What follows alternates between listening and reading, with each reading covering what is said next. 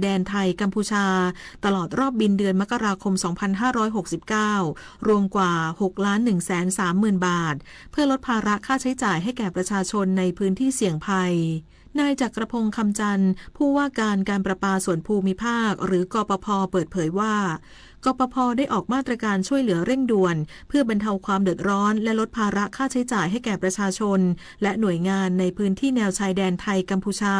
ที่ได้รับผลกระทบจากสถานการณ์ความไม่สงบโดยประกาศยกเว้นการเรียกเก็บค่าน้ำประปาและค่าบริการทั่วไปรวมมูลค่าความช่วยเหลือทั้งสิ้นกว่า 6,130,000 บาทซึ่งครอบคลุมการเยียวยาใน2 กลุ่มคือผู้ใช้น้ำประเภทที่อยู่อาศัยและอื่นๆจำนวนกว่า 20,000 รายในพื้นที่กปภ. 4 สาขาได้แก่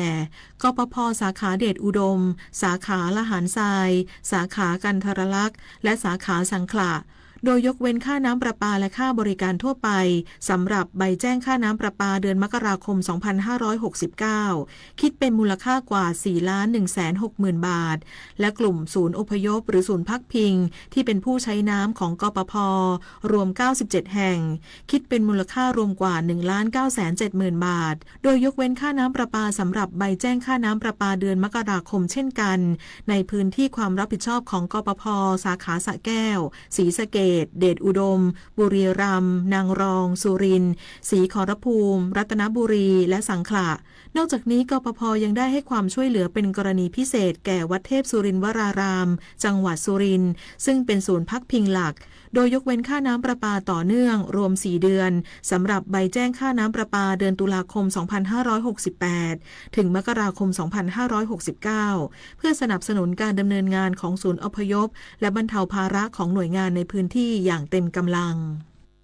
เลือกตั้งทั้งทีต้องไม่ให้พลาด3 สี3 บัตรเข้าใจให้ครบก่อนเข้าคูหาสีเขียวเอาไว้เลือกตั้งสสแบบแบ่งเขตสีชมพูเอาไว้เลือกพรรคเลือกนโยบายที่คุณชอบและสีเหลืองเอาไว้ออกเสียงประชามติ1 เสียงของคุณมีความหมายต่อประเทศจำสีให้ได้ใช้สิทธิ์ให้ครบ8 กุมภาพันธ์นี้ออกไปใช้สิทธิ์พร้อมกันอนาคตไทยเริ่มจากการเลือกของคุณแสนอาลัยสมเด็จพระพันปีหลวงไทยทั้งปวงหมองหม่นก่นร่ำให้ พระผู้เสด็จสู่ฟ้าสวรรคาลัยแนบดวงใจตามพระบาททุกชาติภพปวงประชาน้อมสำนึกในพระมหากรุณาธิคุณเป็นล้นพ้น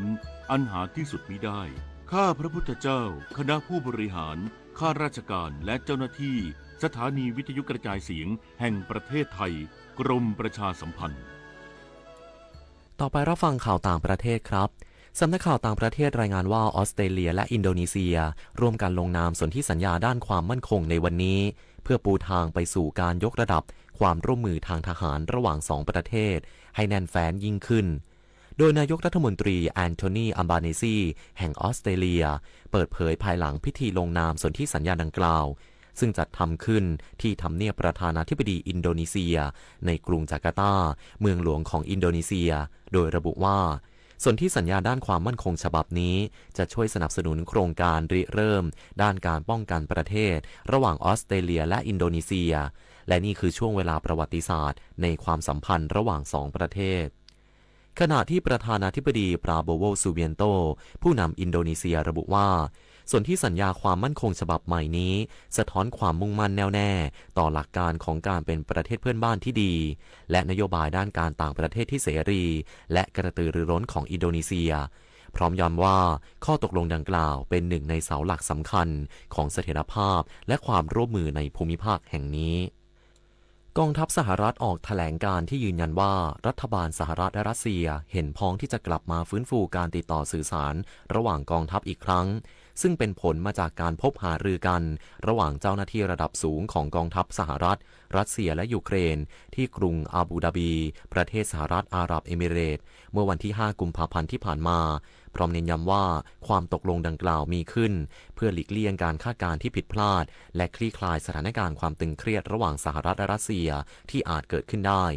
ทั้งนี้ทางการสหรัฐและรัสเซียเคยระงับการติดต่อสื่อสารระดับสูงในปี 2564 เนื่องจากความสัมพันธ์ระหว่างสองประเทศที่ทวีความตึงเครียดขึ้นซึ่งเกิดขึ้นก่อนที่รัสเซียทำสงครามกับยูเครนเมื่อเดือนกุมภาพันธ์ปี 2565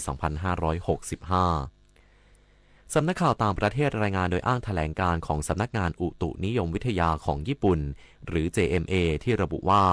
หลายพื้นที่ทางตอนเหนือและทางตะวันตกของประเทศรวมถึงเกาะฮอกไกโดและภูมิภาคชูโงกุอาจเผชิญกับหิมะตกหนักต่อเนื่องไปจนถึงวันที่ 8 กุมภาพันธ์นี้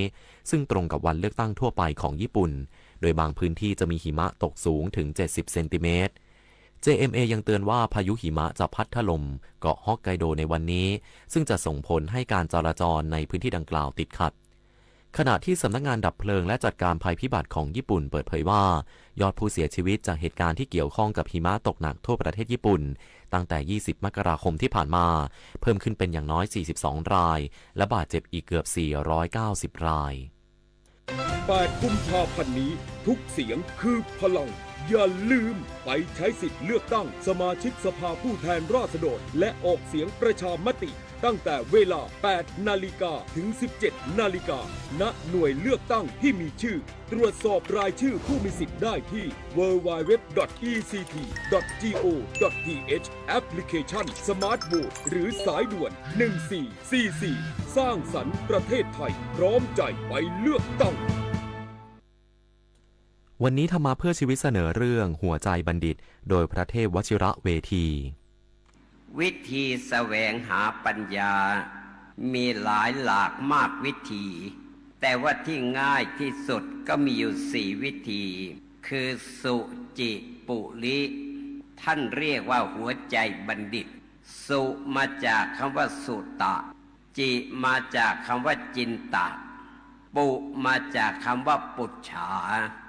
ลิมาจากคำว่าลิขิตะหรือลิขิตสุตะแปลว่าฟังขยันฟังจะเป็นบัณฑิต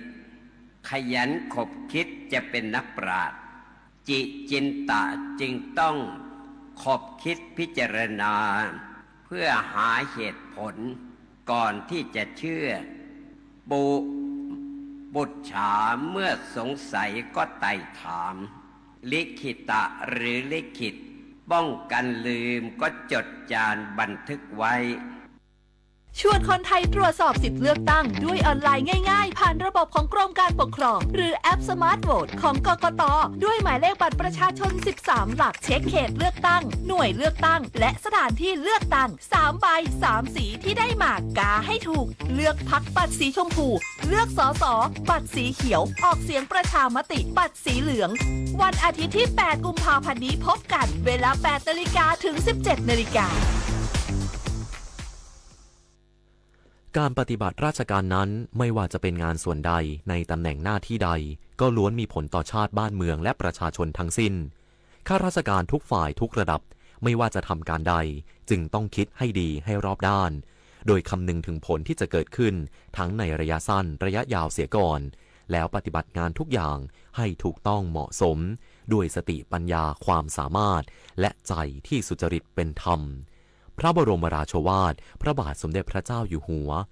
จบข่าวเอกวินกากนิกบรรณาธิการข่าวคณิษฐายิ้มดีและอานนท์นันตะสุคนอ่าน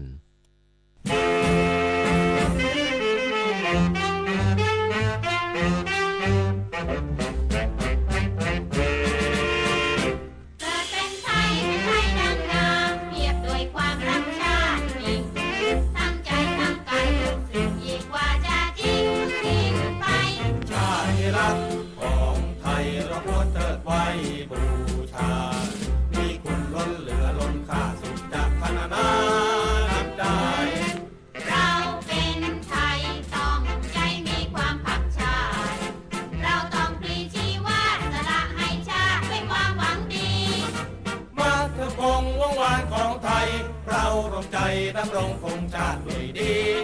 รักชาติเรานี้ยิ่งชีเกิดเป็นไทยเป็นไทยดังงามเทียบด้วยความรักชาติจริงทั้งใจทั้งกายทุกสิ่งอีกว่าจะจริงทุกสิ่งไปชาติรักของไทยเราควรเทิดไว้บูชามีคุณล้นเหลือล้นค่าสุดจะพรรณนานับได้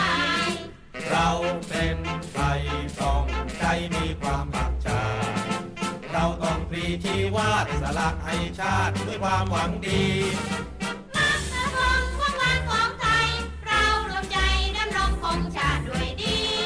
รักชาติเรานี้ยิ่งชี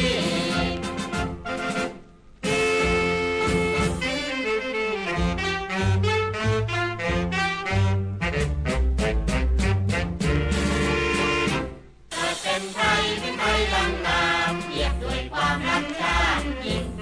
ทั้งใจทั้งกายทุกสิ่งอีกว่าจะทิ้งทุกสิ่งไปชาติที่รักของไทยเราควรเทิดไว้บูชามีคุณล้นเหลือล้นค่าสุดจะพรรณนานับได้เราเป็นไทยต้องใจมีความพักชาติเราต้องปรีชีวาสละให้ชาติด้วยความหวังดีมาเพื่อคงวงวานของไทยเราต้องใจดำรงคงชาติด้วยดีรักชาติเรานี้ยิ่งชี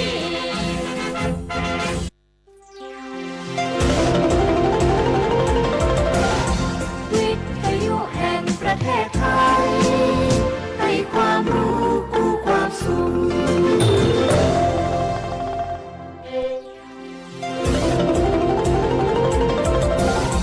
วิทยุแห่งประเทศไทย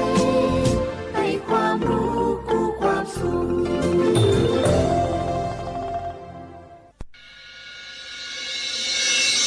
สถานีวิทยุกระจายเสียงแห่งประเทศไทยจังหวัดเชียงใหม่ AM 1476 กิโลเฮิรตซ์สถานีวิทยุภาคภาษาชาติพันธุ์แห่งเดียวในประเทศไทยที่มีความทันสมัยเชื่อถือได้สร้างอัตลักษณ์กลุ่มชาติพันธุ์สู่สากล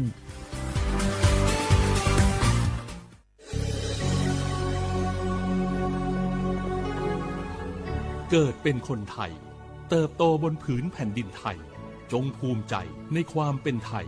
ชาติไทยเรานั้นนับเป็นชาติที่มีความเป็นมาเก่าแก่ยาวนานเรามีภาษา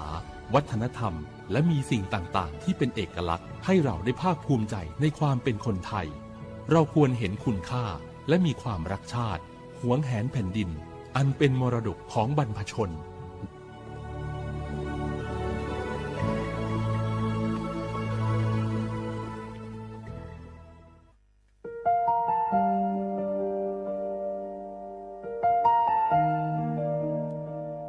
ขอน้อมเกล้าถวายอาลัย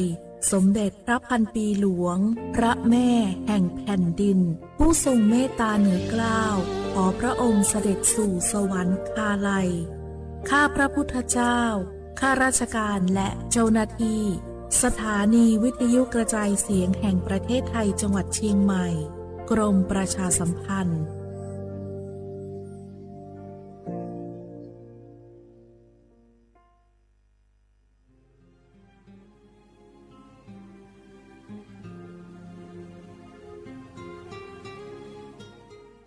This is a moment of profound grief for the Kingdom of Thailand. We, the collective voices of Radio Thailand Chiang Mai, join the Thai nation in mourning the passing of our beloved Queen Martha, Her Majesty Queen Sirikit. Her life was a testament to the unwavering service, grace, and deep love for the Thai people. Our humble condolences and thoughts are with His Majesty the King, the royal family, and all the Thai people during this deeply sorrowful time. We will remember her forever.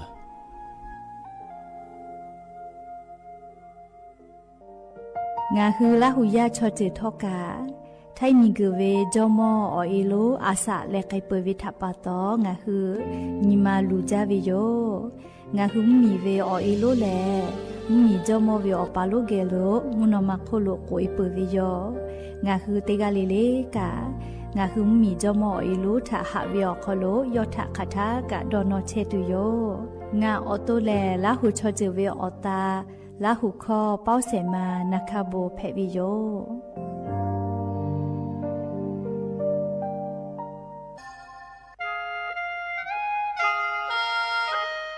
คณะรัฐมนตรีมติจอตาเวคัสนินชกอนิติชหาปานิหิงหาขอชิสขอบิอยาวขอโลมติจอเลจีชิตาเวคัสงาหุมมียา บะติเวพ่อปะฮะจอเชเวงาคือไทมีกัวคอเชอาวิชอติพาทาบะติปีแต่ก็แลจีชิตาวิคาเสมีเวอเลี้ยวค่ามาตราติชิสอคโลกุบตาเวงาคือมีอคโลชอตอชอลุพ่อเวพระราชบัญญัตินีหิงาหันชิญขอคโลกุบตาวิคาเสไทมีกัวคโลพอลุลาเลเชลามอวิชอติพาและทะเบียประวัติภาคเดเจจอวิชอติภาไทยมีก็คโลลุลาตาวิมมีเวอเลียวค่ากฎหมายค่าเสือคเดลุลาเลเชเพตูออโปงาหึมมีญาติภาษาสถานะคนต่างด้าวเข้าเมืองโดยชอบกฎหมายก็วิบะติภาติปีแต่ก็แลจีชิตาวิโยเปตาแลมาตราสือทวิอคโลกกุบุตาเวพระราชบัญญัติสัญชาตินีหิงาหาหิขออคโลกกุบุตาเวแลงาคือไทยมีก็คโลปอวิชอไม่กะอปออิติภาไทยมีก็คโลเชมอและทะเบียประวัติอคโลบะมาโจเฮเวกาญาติภาแลสัญชาติไทยติภาลอเพวิเจกุที่ออติอคโลลโกสำนักบริหารการทะเบียนกรมการปกครองออติอคโลกาจาจาดาเลกาจาลอยวิเจออกาญุเวตันจาวติภาแลนี่คือทะเบียนประวัติคาสืออเพซานาอคโลอาจุยากาติเวอญอยาอคโลจาลอยเพวิเจนี่ชกอนิติชหปานิหิงาหาขอชกอขออุโสติแมจะกาลิงาคือไทยมีกอคโลมาติคอรมอนิชกอนีติชาปานิหิงาหาขอชสขออคโลจีชิตาเวคาสืองาคือมียาบะติภามาจอเฮเวไม่เลกะบะมาจอกะไทยมีกอคโลเซเชเพตุเวบะติภาติปีแต่ก็แลจีชิตาเวคาสือติปอกออยู่เวลาเลนอลาวิโยแม่งาคือเจ้าวัดจิ้งใหม่ออกข้อต่อเกือตีออกคโลโฆษณาติผาคือกาเวลโกจ้าดาลาเพวิโยอลโกงาคือจิ้งใหม่ออกคโลเวสถานีวิทยุกระจายเสียงแห่งประเทศไทยจังหวัดจิ้งใหม่แลออกข้อต่อเวสายาติผาสู่ไกเวกาวูจ้านอคือและโฆษณาติผาคือกาเวลโกจ้าดาคือโทรศัพท์นำบัตรแม่0 5 แซนี่สือขอ0ขอฮีไม่เลกะ0ก้อนี่อ้อขอฮีงาสือก้อโทรศัพท์นบะชเวทะจ้าดะและโฆษณาติภากุลาเพวิโย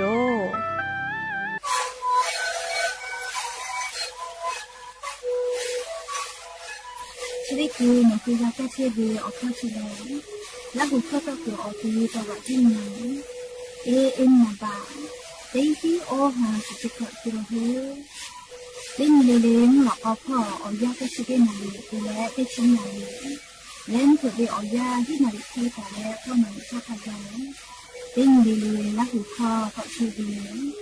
และงานละหูคอก็ชิสมาในคาโบเมดิโย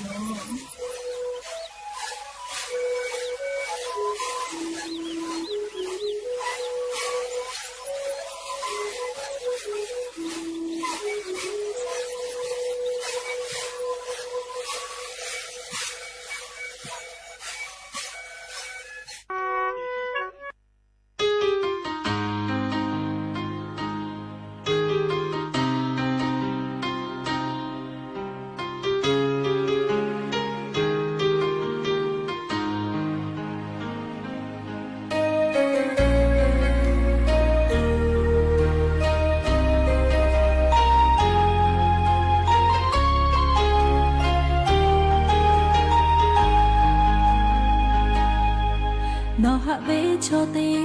ngài cho ta về thả chi chế cô hạ về cho thả nó như ma tê na cho hạ về to có yo la lệ ngà thả nó ai ta về hạ về cho tê yo cô ca yoga về nó ba lo chế về nó ô phú yom lệ bị chia khai bờ bê sơ bê tê bê khỉ là nó chả bê ta chỉ ta lệ nó gọi ba bê thô khỉ nó ngã khô hạ bê ô phú cả yo y ca ô ta khỉ nó hạ la bê kha ga chê nó đi mà bự khô lộ ngà nhê ga chê ya nhê cô ngà tê ga chê tì go cha ô chê ta 接快乐的得大呗，是为我爱去，我就不给陪切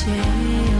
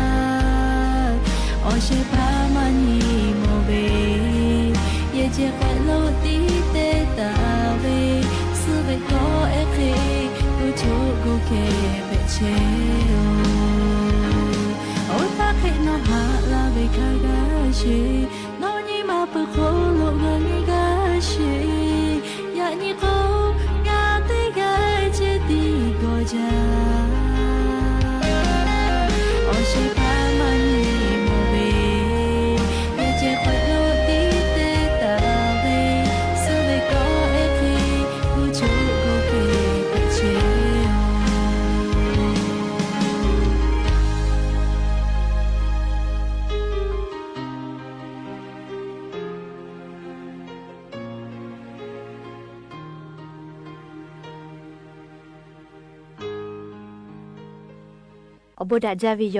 อยากพูดหาติปอทอกาดาจาวิอยาเฉาขลงอ่ะคือติปอกอกะมีละแล้ว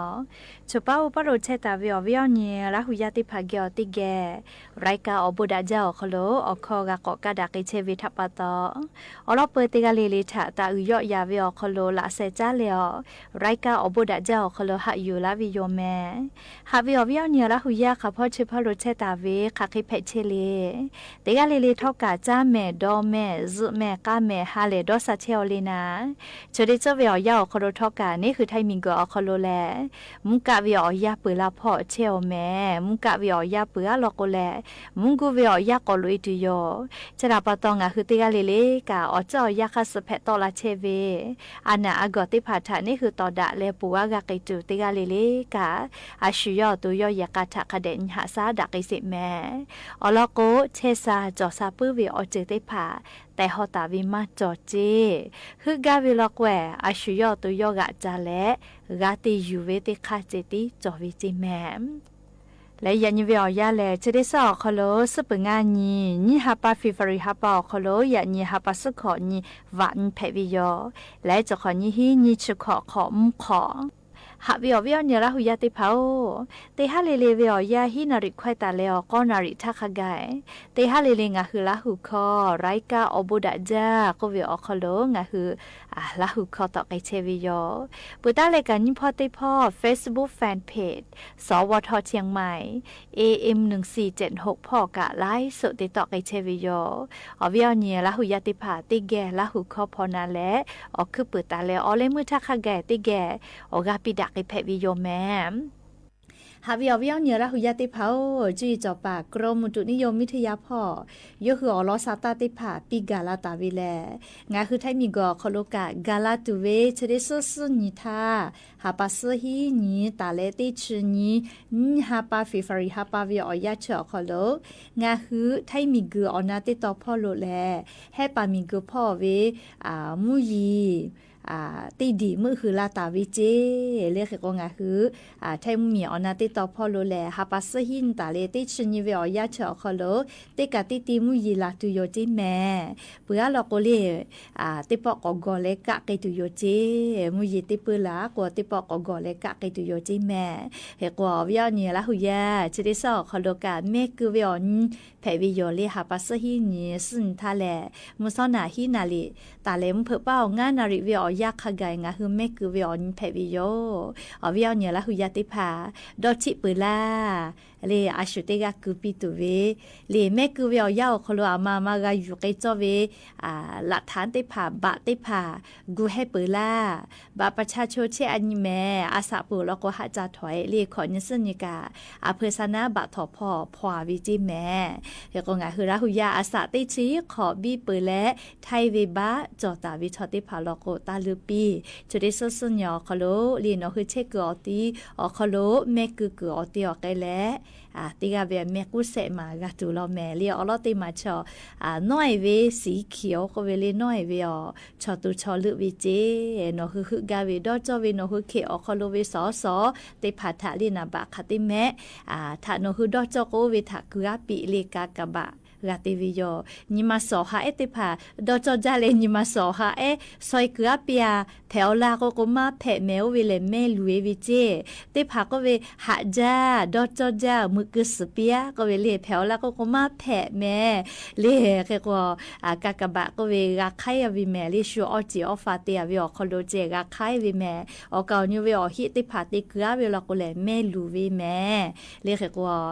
ติกาเวเมกุเสมากาวิออลอติแมน้อยเวชอตุชอลึเวเกโอเลเปื่อก็ยิมาติมาออเปยเลสีชมพูออเปยก็เวเลงาคือลาหุคอโกสีชมพูติมาลอก็เลโนคือดอจอเวภักกาเมือติพาทะนโยบายติพาคาสอดอจอเวคาสอกุเวเลเปื่อเลเสมาติมาเชเวสีเหลืองเล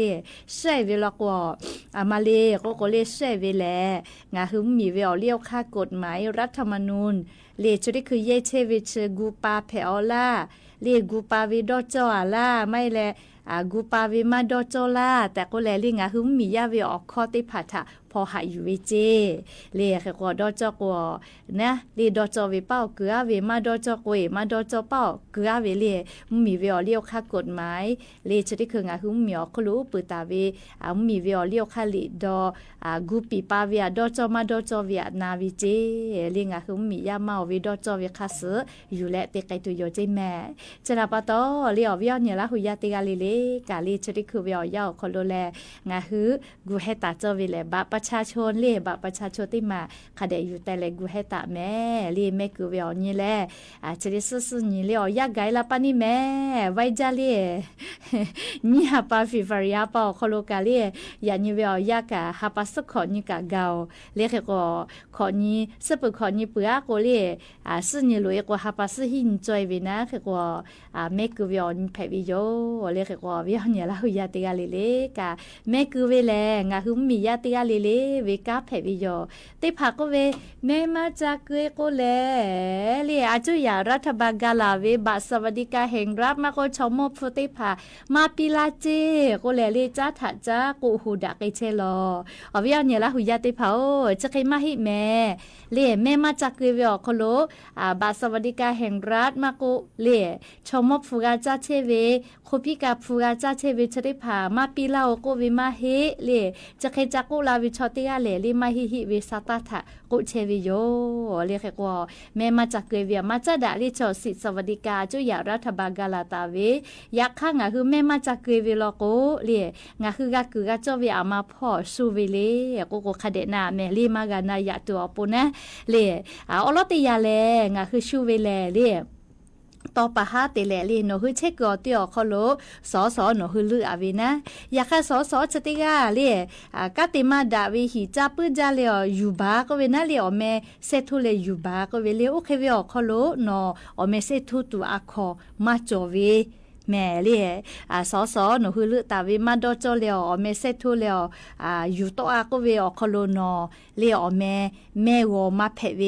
เลคือมาเพเวน่าเล่อลก็นอมาจะเลือกตั้งเวทัปตอจะได้เข้านอชูเวเล่ก็เพื่อเลียมาเฮเล่ก็ต้องปะหาติเลหนูคือเชกือคักคอลคอโลเล่คาเซกาน่าต่อยเวไม่กะเซเวเรียกเขาก็ชอสุดที่ปอกก็ลึกจอเวนะเขาก็ชูสามาจลาเวนะเรียกเขาก็นอลิฮิอเวลิตากาจอเละเรียข้าคอลคอข้าเซกานะติกาเวนกาสามากาเวก็น่าเรียอยาดาเวอคอลูกาลาเปื่อเมลิชอยาเฉลี่ยเขาก็นอจะสามมาเพจีนอแม่มาจากเวลโกเรียต่อไปติแลข้าคอลคอโลลิ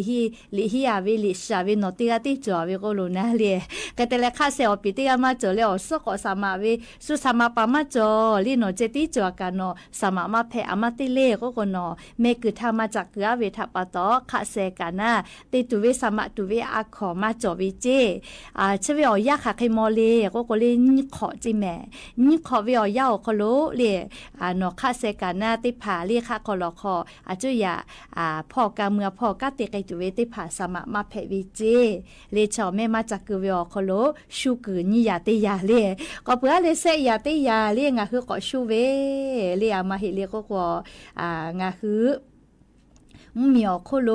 เรียสอสอสามะเวโกโลนะจะได้คือใครเรียสอสอวอสามะเวโกโลเรียจะใครเวอโคโลกะหนอแม่มาจากคือเวลาก็นี่ขอเวอยาวโคโลสามะมาเพเจ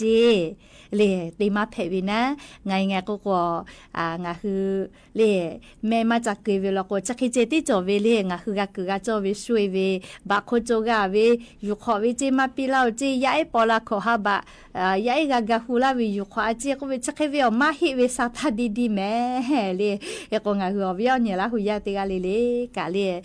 ยานี่กะกะนาปุยลก็มาชีวิตชอทะลก็กะอบุเตเลอาจจะถูกเปียแม่แต่ก็แลเลยเบี้ยเนี่ยละหัวติพัทธะจะได้พอแม่มาจากคือเบี้ยคโลเลย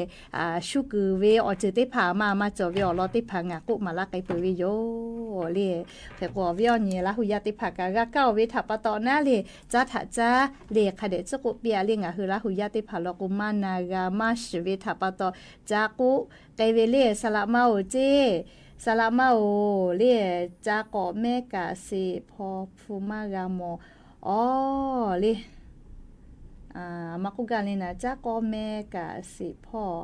อ๋อจะขอแม่เรียกาสิพอฟูมากาโมคักเฮไกเลยนะจีให้พ่อจีกาสิพอฟูมากาหิจีเรียจะกุมาละจีเรียกสิพ่อเวฟูมากาหิจี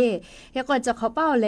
เรียจะได้คืนหัวสาวเวคลีอยู่เรียอาจจะอยากรัฐบาลเจกติปามาจ่อหิเวจะได้คือติเชียเวหาซาตาเวเรียอายาอาจจะอยากรัฐบาลกติกอคโลหาซาเลติไกตาเวจะได้จ่อเวนะเรียกว่าไม่คือปุขอนอท่าเรียรัฐบาลสติมุกกาไทยและเรียสิสวัสดิการไล่จือไล่ยาเล่เวบัดเจติผาต่อยเวลาก็อยู่คือเซทุเลอะขอมาจอนะเลเซทุตุเวอะขอมาจอเวทัปตอเลอาจจะอยากรัฐบาลเวโครกาเวบัดเจฟูกาเยมาเวติผาลอกนะเลอยู่คือกะปิลามากาเวเลเคกอเวเนี่ยละหุยาติกาเลกะเลจะได้จะเวยาแม่คือปุขอนอไทยสัตตาคเดลนะเลอลอสัตตาติผาตอลาเวลาก็อยู่เวลาเลงะคือละหุยาติผาทะโทมาลากิตุโยแม่ลิชกาแม่คือเวียจ้าดาเวียรอติเลกาลีอาจุยารัฐบาลปิลาตาเวมือจ้าว่าจ้าเวพ่อเรียกคือกาจวิมากาโมโกเลนาลุลาวิทัปตอเลียอาจจะก็อยู่เวลาเลโทมาลาวิแม่ก็จ้าเลติเราก็นาสิแม่เลียเวียเนี่ยละหุยาติเผาจะขอเรียนี่ฮิงาฮะขอจะก็ขอโลนี่คือไทยมีกอขอโลแม่อันนี้ขอเป้าอาเกกะก็ฮอจักตุโยเจจะขอเป้าอันนี้ขออาเกฮอจักตุโยเจแม่อันนี้ขอชอฮอเจ้าก็วิชอเลียจะขอแค่โตมากะให้จิแม่เวียเนี่ยละหุยาติเผาจะขอเป้าติปอ เกาะฮอชจาไกตุโยเจเฮก็วิญญาละหุยาติพัทกาเลคาเดกูเฮตะแม่อันยขอเป้าฮอจาก็วิชอจะขออันยขออาเกกะเกาะฮอตูก็วิลอเลคาเตเลจะขอมกูวิอยาฮอเชฮอมวิอยาคโล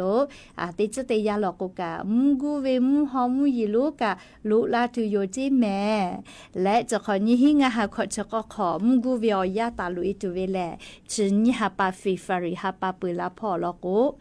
มกูวิอยาตาลุอิตุโยเจใครแต่ละมกูวิอยาฮอเชฮอมวิอยาเมคาทะปุยตุเลก็เรียงาฮาปาติคุพะลอกปุยตุโยเจแต่ก็มุยขอยาก็ลุอิตุโยนะนี่คือไทมิงเกชอติขอเวียเรียอเจ้ายาเสยาจอวิโยเรียมุกะยามุกูยามุยียาจอวิโยเล่แล้วก็จะได้คือไงคือมุกะวิโยยาอาจจะมาปืดาหินะเล่มุกะวิโยยามาปืดาหิจะได้หาปาปืลาพอก็ปืยวิโย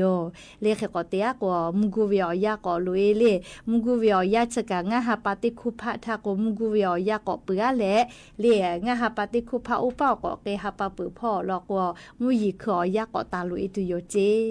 เล่ก็เจ้ายาคัสยอวิโยยาปาไกเชวิแม่เล่ก็ไงคือลาหุยาติกาเลกาเจ้ายาคัสเพตอลาเชเวอันน่ะอากอติพัฒนี่คือต่อดะและปูกากาไกตัวปูนาเลียงคือจาวิดอวิเชวิจอเวเตเจเลเลพอกาอายิยูสติตะแต่ก็แลเลอวิญญาลาหุยาติกาเลถ้าเจ้ายาคัสเพเชเวซาตาลอติพาอยู่เวลาแล้วลิงคือลาหุยาติพาทะจะเขชลากาลาวิโยแมจ้าเลซาตาก่อนนักอิสาวิญญาลาหุยาติพางาคือไทมิกอคโลชบึวิอเจ้ายาคโลแลอันนาติผายายด้วยติผาเกียวแปตอลาวิกามาจาวิโยแม่แค่ก็งาฮือเลี้ยมมีพ่ออันนาทะตอดะเลฝาพ่อกะติผาอหมูก็เวงาคือไทมิกอคโลยายด้วยติผาอชพุโลนาเวเลียอันนาติผาเพมาโลเจเชเวเลเชื้อ IPDก็เวจิแม่เล่เชื้อ IPD เชื้อกาเล่ฟากาวิเจเล่แค่ก็วัคซีนเล่นะชวัคซี PCV ก็เวติผากาจุปีวิเจแค่ก็งาคือไทมิกอคโลยาอีเวติมูอคโลนะเล่อชพุผู้วิโลนาเวอานาจะได้ผาฟากาตัวโปนะชวัคซีติผางาคือไทมิกอคโลยาติผาทะจุฝาปีไกตุโยเจจะได้ปอวิอยาอลอปีไกตุเวแลยายาเนอาสางาขอฮอวิติมูทะเจเชแลลิงาคือเหมียวคโลเชซาจอซาพ่อกะติเชเวสปสชพ่อติแกปอดะแลยายด้วยติผาตุคโลเลียชผู้เวโลนาเวอานาจะได้ผาฝากาไกตัวอปูนะนะชวาสีจะได้ผายุฝาปีไกตุโยเจเลียลอกยาอาสางาขอฮอวิติมูแกวนะเลปูลาตาวินีหิงาหาขอชขอตาเลนีหิงาหาขอจีขอวิอยาเจาะคโลนีเวติยาทายาด้วยติผาเตขอวิอคโลอชพุลอนาเวอานาเพเวฮีมือฮีกาตาเลเตเซสฮีกาเขกาวิจิแม่เลขก็น่าจะยอกาซวิกาติขอเวียเซมืออฮีตาเลอมือติฮีกาขกายกาวิเจเลขก็มาวิอานาจะได้พาเลยยาอีเวติหมัวคโลแทมาวิทาปาตอจะได้คือเลอานาทะตอดาเลฟาพ่อกาติปาอมูและเลกระทรวงสาธารณสุขพ่อสปสชติแก่ปอดาวิอคโลยาอาสางาขอฮอวิติพัทาณชวสีติผาจุฝาปีไกตุโยเจแขกสปสชคโลกาวิทาปาตอมากาวิจุนะเลชกางาหุมเมียวคโลเลเชซาจอซาพ่อกาติปาอมูติพัทกาเชซาจอซาพ่อยายด้วยติพัทานิหาซาปีไกตุเวกูตาวิอคาติผาอยู่เวลาแล้วลิงคือลาหุยาติพัทะเกามาลาวิโยแม่และอย่าปึฮาติปอทกาชิลากาลาตุเวอลอซาตาติผาจะใครไม่จะได้โยแม่ลุลาและกากาพนาเลอโอกาปิลาเชเวติกาเลเลกาอบุจาแม่ติกาเลเลซแม่กาแม่เชซาจอซาฮาเลดอซาปีอบุจาแม่เ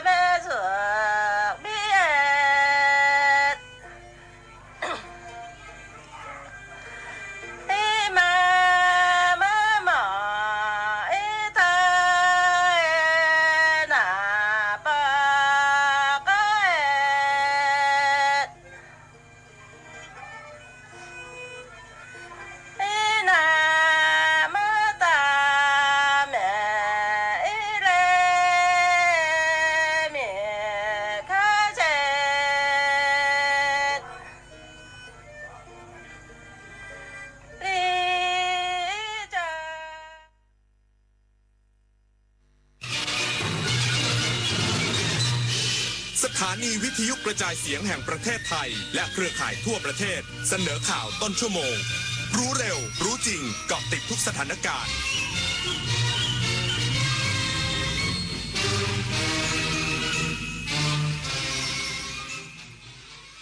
รับฟังข่าวต้นชั่วโมง 21 นาฬิกากับอานนท์ นันตะสุคนครับ ที่ประชุมคณะทำงานปฏิรูปประกันสังคมมีมติเห็นชอบให้ปรับโครงสร้างครั้งใหญ่หรือระบบ 3 ด้านหลักอีกสักครู่กับมาติดตามรายละเอียดครับ 8 กุมภาพันธ์นี้ทุกเสียงคือพลังอย่าลืมไปใช้สิทธิ์เลือกตั้งสมาชิกสภาผู้แทนราษฎรและออกเสียงประชามติตั้งแต่เวลา 8 นาฬิกาถึง 17 นาฬิกาณหน่วยเลือกตั้งที่มีชื่อตรวจสอบรายชื่อผู้มีสิทธิ์ได้ที่ www.ect.go.th แอปพลิเคชัน Smart Vote หรือสายด่วน 1444 สร้างสรรค์ประเทศไทยพร้อมใจไปเลือกตั้ง 8 กุมภาต้องการสามใบเลือกคนที่ใช่เลือกพรรคที่ชอบสีเขียวเลือก1 คนชมพูเลือก1 พรรคท่านนโยบายน่ารักเลือกพรรค1 คนบัตรสีเหลืองต้องแสดงตัวตนใหม่เห็นชอบไม่เห็นชอบรวดโลลงไปครบแล้ว3 ใบไปใช้สิทธิ์เลือกตั้งทั้งทีต้องไม่ให้พลาด3 สี3 บัตรเข้าใจให้ครบก่อนเข้าคูหาสีเขียวเอาไว้เลือกตั้งสสแบบแบ่งเขตสีชมพูเอาไว้เลือกพรรคเลือกนโยบายที่คุณชอบและสีเหลืองเอาไว้ออกเสียงประชามติ1 เสียงของคุณมีความหมายต่อประเทศจำสีให้ได้ใช้สิทธิ์ให้ครบ8 กุมภาพันธ์นี้ออกไปใช้สิทธิ์พร้อมกันอนาคตไทยเริ่มจากการเลือกของคุณชวนคนไทยตรวจสอบสิทธิเลือกตั้งด้วยออนไลน์ง่ายๆผ่านระบบของกรมการปกครองหรือแอป Smart Vote ของกกต.ด้วยหมายเลขบัตรประชาชน13 หลักเช็คเขตเลือกตั้งหน่วยเลือกตั้งและสถานที่เลือกตั้ง3 ใบ 3 สีที่ได้มากาให้ถูกเลือกพรรคบัตรสีชมพูเลือกสสบัตรสีเขียวออกเสียงประชามติบัตรสีเหลืองวันอาทิตย์ที่ 8 กุมภาพันธ์นี้พบกันเวลา 8 นาฬิกาถึง 17 นาฬิกาคณะทำงานปฏิรูปประกันสังคมประชุมนัดแรกเห็นตรงกันต้องปรับโครงสร้างครั้งใหญ่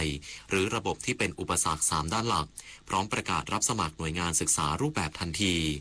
พันตำรวจโทวรรณพงศ์โคชรักษ์ปลัดกระทรวงแรงงานเป็นประธานการประชุมที่ปรึกษาและคณะทำงานศึกษาโครงสร้างการปฏิรูปสำนักงานประกันสังคมซึ่งเป็นการประชุมครั้งแรกภายหลังมีคำสั่งแต่งตั้งผู้แทนหน่วยงานที่เกี่ยวข้องรวมถึงฝ่ายนายจ้างและฝ่ายผู้ประกันตนเพื่อจัดทำรถแมพการปรับโครงสร้างการบริหารสำนักงานประกันสังคมให้แล้วเสร็จภายใน60 วันภายหลังการประชุมซึ่งใช้เวลานานเกือบ4 ชั่วโมงพันตำรวจโทวรรณพงศ์เปิดเผยว่าการประชุมเป็นไปอย่างสร้างสรรค์ทุกภาคส่วนได้สะท้อนปัญหาและเสนอแนวทางจากประสบการณ์จริงเพื่อนำไปสู่การปฏิรูปสำนักงานประกันสังคมโดยที่ประชุมเห็นตรงกันว่ามี3 ประเด็นหลักที่ต้องเร่งแก้ไข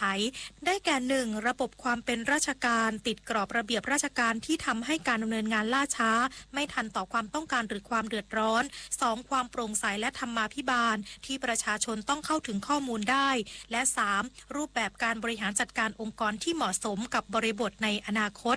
ทั้งนี้ที่ประชุมเห็นควรให้มีองค์กรผู้เชี่ยวชาญเข้ามาศึกษาเชิงลึกครอบคลุมทั้ง3 มิติเพื่อออกแบบโครงสร้างองค์กรที่ชัดเจนและอาจมีการจัดรับฟังความคิดเห็นในขั้นตอนต่อไปโดยเปิดโอกาสให้สถาบันหรือองค์กรที่สนใจเสนอตัวเข้าร่วมศึกษาส่วนแนวคิดให้เอกชนเข้ามาบริหารกองทุนยังไม่มีข้อสรุปต้องพิจารณาตามความเหมาะสมในทุกมิติทั้งนี้คณะทำงานมีกำหนดประชุมครั้งถัดไปในวันที่20 กุมภาพันธ์เพื่อนำข้อเสนอที่ได้ไปสรุปและส่งต่อให้ทีมศึกษาจัดทำโมเดลการปฏิรูปอย่างละเอียดต่อไปนิตยาคุณสิมรายงานคณะกรรมการบริหารกองทุนน้ำมันเชื้อเพลิงมีมติลดการจัดเก็บเงินเข้ากองทุนน้ำมันเชื้อเพลิงเพื่อตรึงราคาขายปลีกน้ำมันดีเซลและเบนซินรองรับราคาน้ำมันในตลาดโลกที่เริ่มปรับตัวสูงขึ้น ที่ประชุมคณะกรรมการบริหารกองทุนน้ำมันเชื้อเพลิงหรือกบน.ในวันนี้มีมติเห็นชอบปรับลดอัตราเงินกองทุนน้ำมันเชื้อเพลิงสำหรับน้ำมันดีเซลลง39สตางค์ต่อลิตรและน้ำมันเบนซินทุกชนิดลง 40-50 สตางค์ยกเว้นน้ำมันแก๊สโซฮอล์ E85 ลดลง12สตางค์เพื่อตรึงราคาขายปลีกน้ำมันดีเซลและเบนซินคงเดิมณหน้าสถานีบริการน้ำมันทางนี้เป็นผลจากสถานการณ์ราคาน้ำมันในตลาดโลกยังคงมีความผันผวนเริ่มปรับตัวสูงขึ้นจากสถานการณ์ระหว่างสหรัฐกับอิหร่านกบน.จึงสั่งการให้สำนักงานกองทุนน้ำมันเชื้อเพลิงหรือสกนช.ติดตามสถานการณ์ต่างๆอย่างต่อเนื่องเพื่อเตรียมความพร้อมในการช่วยเหลือประชาชนสำหรับฐานะกองทุนน้ำมันณวันที่1กุมภาพันธ์2569กองทุนน้ำมันกลับมาเป็นบวกอยู่ที่505ล้านบาทแบ่งเป็นบัญชีน้ำมันบวกอยู่ที่ 39,046 ล้านบาทและบัญชี LPG ติดลบอยู่ที่ 38,541 ล้านบาทส่วนการปรับลดอัตราเงินส่งเข้ากองทุนน้ำมันประเภทน้ำมันจะทำให้รายรับลดลงประมาณวันละ 39.83 ล้านบาทจากเดิมที่มีรายรับประมาณวันละ 91.61 ล้านบาทจังหวัดสุรินทร์เดินหน้าฟื้นฟูและเยียวยาเกษตรกรที่ได้รับผลกระทบจากเหตุปะทะชายแดนไทยกัมพูชาในพื้นที่อำเภอพนมดงรักหลังสถานการณ์คลี่คลาย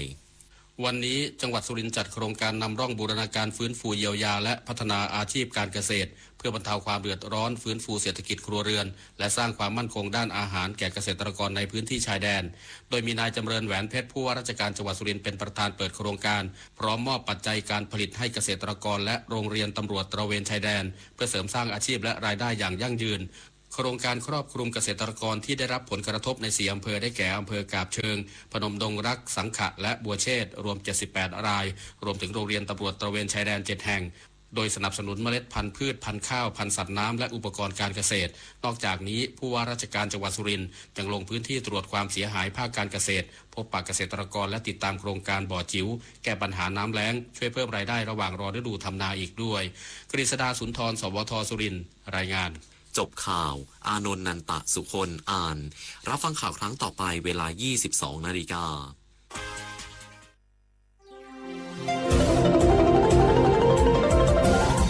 วิทยุแห่งประเทศไทยให้ความรู้คู่ความสุข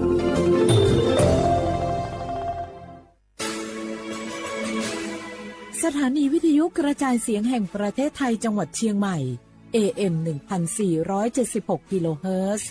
สถานีวิทยุภาคภาษาชาติพันธุ์แห่งเดียวในประเทศไทยที่มีความทันสมัยเชื่อถือได้สร้างอัตลักษณ์กลุ่มชาติพันธุ์สู่สากล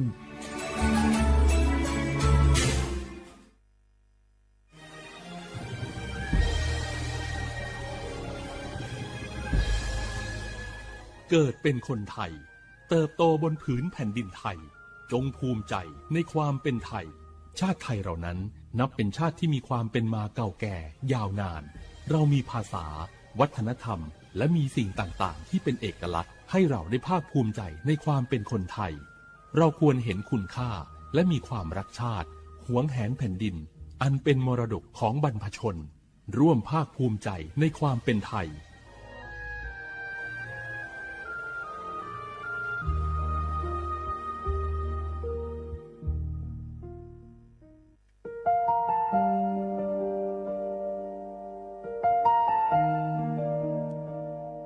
ขอน้อมเกล้าถวายอาลัยสมเด็จพระพันปีหลวงพระแม่แห่งแผ่นดินผู้ทรงเมตตาเหนือเกล้าขอพระองค์เสด็จสู่สวรรคาลัยข้าพระพุทธเจ้าข้าราชการและเจ้าหน้าที่สถานีวิทยุกระจายเสียงแห่งประเทศไทยจังหวัดเชียงใหม่กรมประชาสัมพันธ์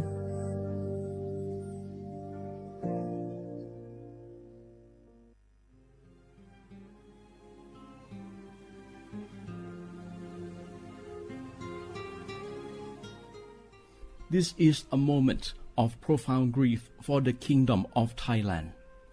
We, the collective voices of Radio Thailand Chiang Mai, join the Thai nation in mourning the passing of our beloved Queen Martha, Her Majesty Queen Sirikit. Her life was a testament to the unwavering service, grace,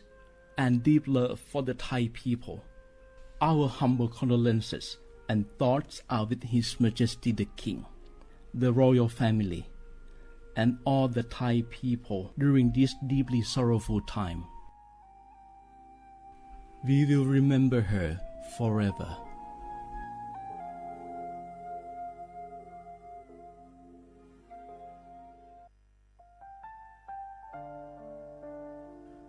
อาเดือไทยมิขอสงภาอามา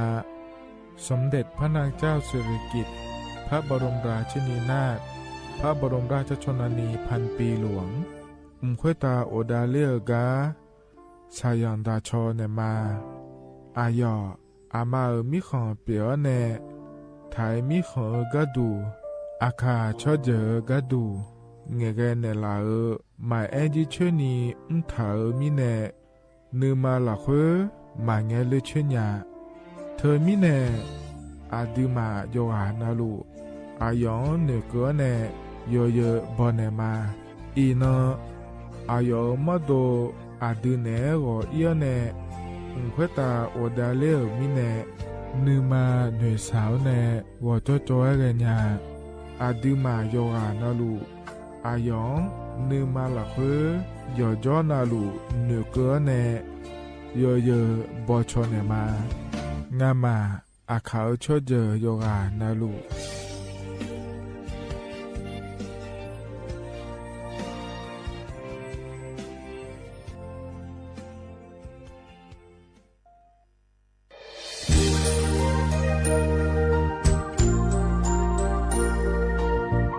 ไอเยี่ยวที่ขอหลวงวัวเนทีมเชียงใหม่และขั้วเธออุหฮาเลกะกอบัชมีจากะกอ PM 2.5 กะกอฮอลิดามาเดไอเยี่นี้มีจาโดโมนะทกศูนย์อเมริกันและแก้ไขปัญหาไฟป่าหมอกควันและฝุ่นละอองจังหวัดเชียงใหม่ละคือนากาซาโบจำยองาซุ้มตีงีเย่จำยอเยียงจางเลยงานไม่เดเจ้ามาเมื่อฮอปาย้อนยุ่มได้จางอาเดเย่เยี่ยวทกปชอยมีจาอุหาเลฮอนเนพีเอ็น2.5 กะกอฮอลิดาอากกะมาคาทกแอปพลิเคชันไฟดีและขั้วปาเนอนุมายานะมีจามาบีเคเจเดอันอายามกะดูนะคอนี้อันตีบาลาติเสียในอันสุมเชติบาลางาซีอะคนนีพังหายาโกช่วยกันนี้อาส่วนมาคาจะบ่นายย่อปายุบ่เจเดเหมือนในสำนักงานประชาสัมพันธ์จังหวัดเชียงใหม่นะที่ฟอลโล่กุมะมือดาลานยานีทีมเชียงใหม่และขั้วเธอที่ฟอลโล่เกิดดามาเดเธอมีเนที่ยิที่โกกะเนือกามาพาอาเย็นเยอะจะละเงอันนี้เชื่อว่าบาลาเชสีอาคนนี้พังอายาโกเชสิเงนอแต่ก็คณะรัฐมนตรีบอกเจ้าหลวงอาเย็นนี้สัญชาติก็กอสาลัวเดินชาวบ้านเนี่ยก็ดูเดและบอกจางอาเดยเยอะเดเธอก็ย้อมมาตรา17แห่งพระราชบัญญัติคนเข้าเมืองพศ2522และขั้วเธอก็เธอแน่อาเย็นนี้เธอก็ถ่ายมิขอหลักคุยพ่ออ้อเหลียวกับเมียนี่จอลาเดอเขาแน่รอทะเบียนประวัติและขั้วเธอย่อฉายเยี่ยเดินนะขอนี้เยี่ยเงี้ยวเธอก็ย่อหาก็ดูการขอสถานะคนต่างด้าวเข้าเมืองโดยชอบด้วยกฎหมายและขั้วเธอยันยาเมเจเดเยเนียเดข้อแน่เยเนียวมาตรา7ทวิแห่งพระราชบัญญัติสัญชาติพศ2508เยนี้เธอก็ถ่ายมิขอหลักคุยแต่แล้วแน่อาดามงนะอามาเธอก็ทะเบียนประวัติบุคคลไม่มีสถานะทางทะเบียนและอ้อเธอเยนี้สัญชาติสัญญาเมเจเดเยเนียวเดใช่ก็ดูนะขอในกู้เทเมืองหลักคุยย่อนะเธอก็สำนักบริหารการทะเบียนกรมการปกครองและคุกาใช่ยังไม่ได้ยมือยอหลักคุยนะเยเนียวเธอก็ในอำเภอโยฮันเนโจดูรอราชการอายามหลักคุยอันนี้เชื่อว่าบาลาโกสีอาคนนี้พังอายาโกเชื่อว่าขวงเกนีเดเยเนียวสปสชโยอานาลูอาดูยมือจะซาดูลาญาอนากอโลขุมยาอุตาจะซาดูเจียงหลังในยานีหลัวแม่บัตรประชาชนยาชกขาดมีเช่งาหวงในงาเชวิหวงเกนีข้อติบัตรยักความดันเบาหวานชดเชยวัณโรคมะเร็งขาแม่นากอชดเชยยินกลายพันธุ์ของมะเร็งเต้านมมะเร็งอัดเชื้อแมมโมแกรมโฮอัลตราซาวน์แนชดเชยมะเร็งปากมดลูกชดเชยบอูมามะเร็งนากงาลาและตัวเฉียงเชโฮบูเดียงเชโฮขแม่เสือเดืองเชลสิญญาเจมอนาสปสชติซุ่มจำยอ สปสชเขตหนึ่งเชียงใหม่นากาจำยองงาซุมญีเยงาซุมงปะโยดัมโอเดนากาตีโกจำยอนึมานาโกนาลูเดนากาตีซุมญีซุมโยกานาลูก็ดูไม่ได้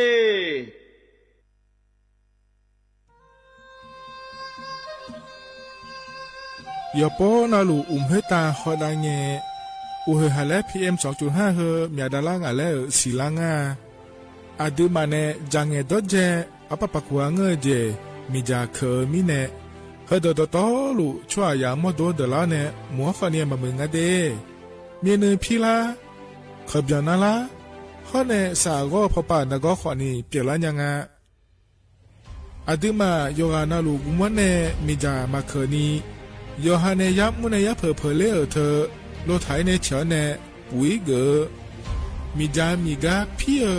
ฮอเนบอชอมยาลานีอาบอที่ขอหลวเขาที่ขอหลวกุมเนมีจาตะเคเดเหมือเนโยฮานาหลวอยู่เหมือนจะชาโดนีจอนยาผาเหมือนเนสำนักงานประชาสัมพันธ์ที่3กรมประชาสัมพันธ์พปาเนจะกาเงเด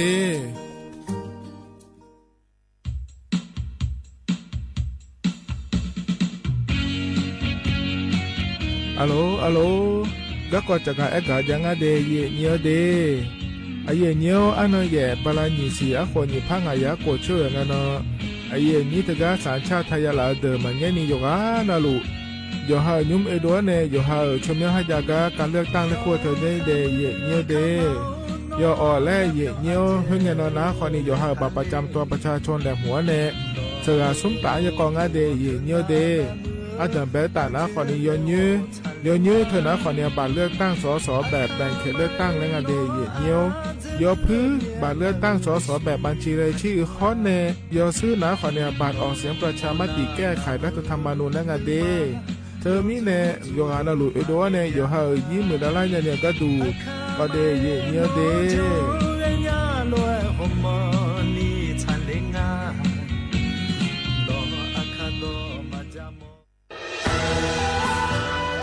จากศาลากลางจังหวัดน่านหลังเก่าพัฒนาสู่การเป็นศูนย์การเรียนรู้นันทศิษย์ป่าคารโดยมูลนิธิรักป่าน่านนับเป็นพระมหากรุณาธิคุณที่สมเด็จพระกนิษฐาธิราชเจ้ากรมสมเด็จพระเทพรัตนราชสุดาสยามบรมราชกุมารีได้พระราชทานนามนันทศิษย์ป่าคารอันหมายถึงอาคารแห่งความรู้ทุกแขนงของจังหวัดน่านภายในประกอบด้วยห้องนิทรรศการเฉลิมพระเกียรติรัชกาลที่ 9 แสดงพระราชประวัติและพระราชกรณียกิจของพระผู้ทรงเป็นพลังแห่งแผ่นดินและต้นแบบของความเพียรรถพระที่นั่งอนุสรณ์แห่งการเสด็จเยี่ยมราษฎรในถิ่นทุรกันดารทั่วทุกภูมิภาคของไทย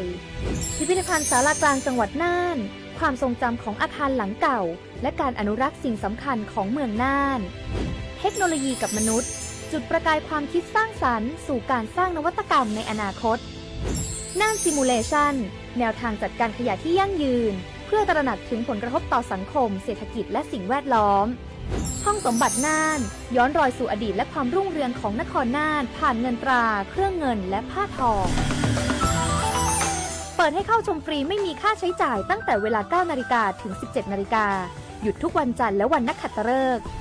มาร่วมอนุรักษ์สืบสานสร้างสรรค์ศิลปะวัฒนธรรมและวิทยาศาสตร์ของเมืองน่านคุณค่าที่น่าภาคภูมิใจเ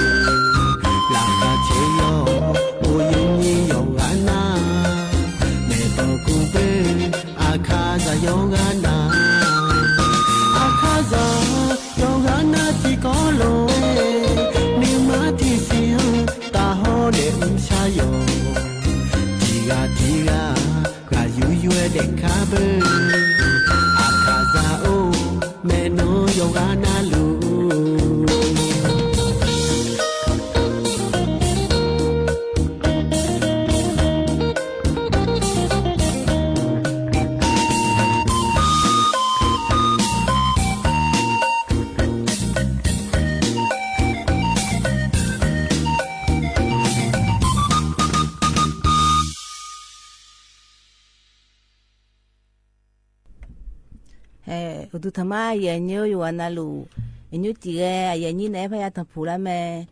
nga na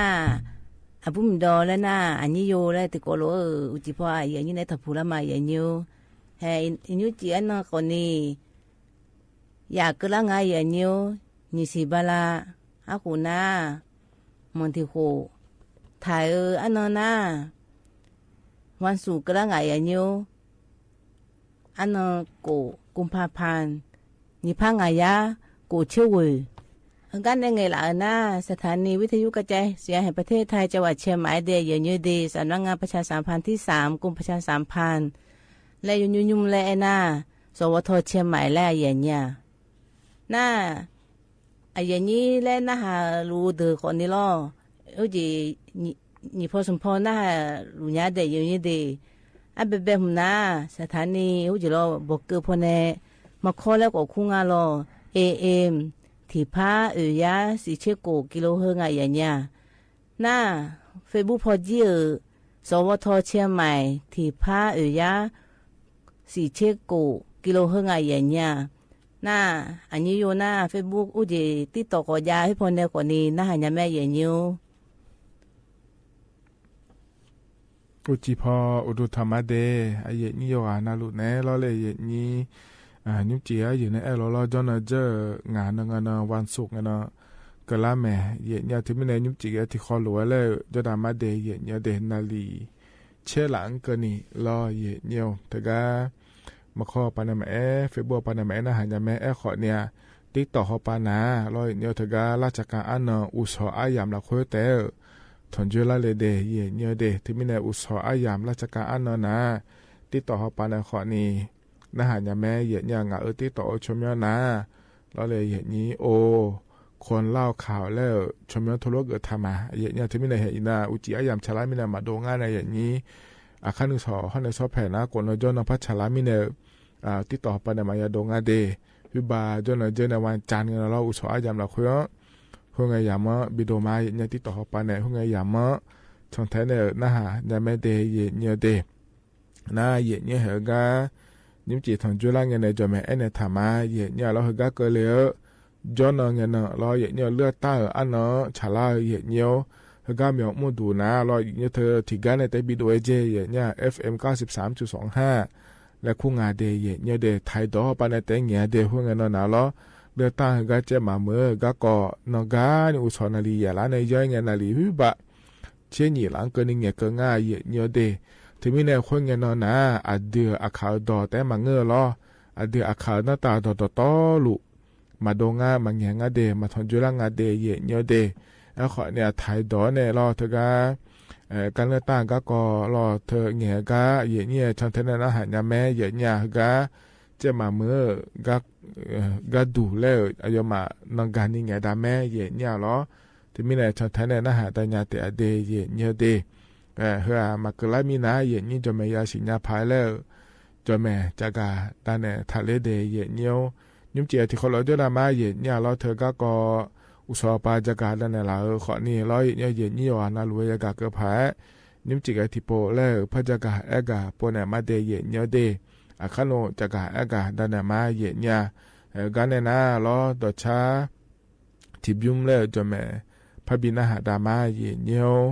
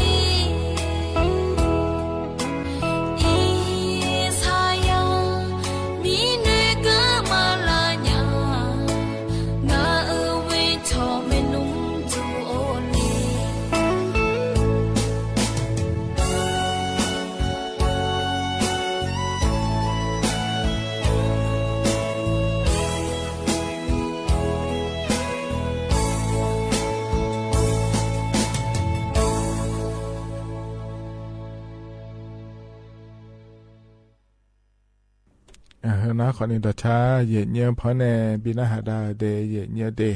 โยหานาลุยนะหาเบียวดูล้อเย็นเยี่ยอยู่ฟ้ามนทการและคู่ในชาต่อช่างงาเย็นเยี่ยล้อแล้วก็จะนอปลาเนี่ยนะหาล่าเย็นยี่โยหานาลุเอลดูธรรมเด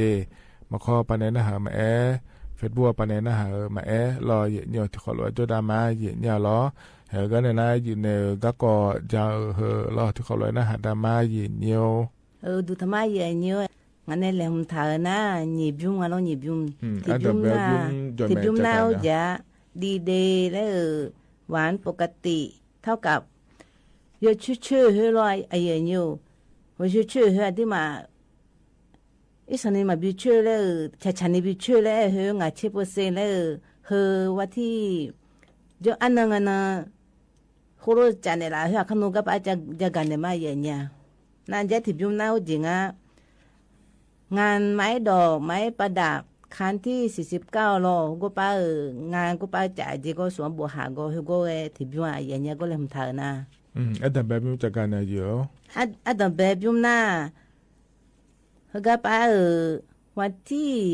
อันนั้นงานงานอะไรอย่างเงี้ยในแพร่และคู่ในโลในแพร่ประกรณ์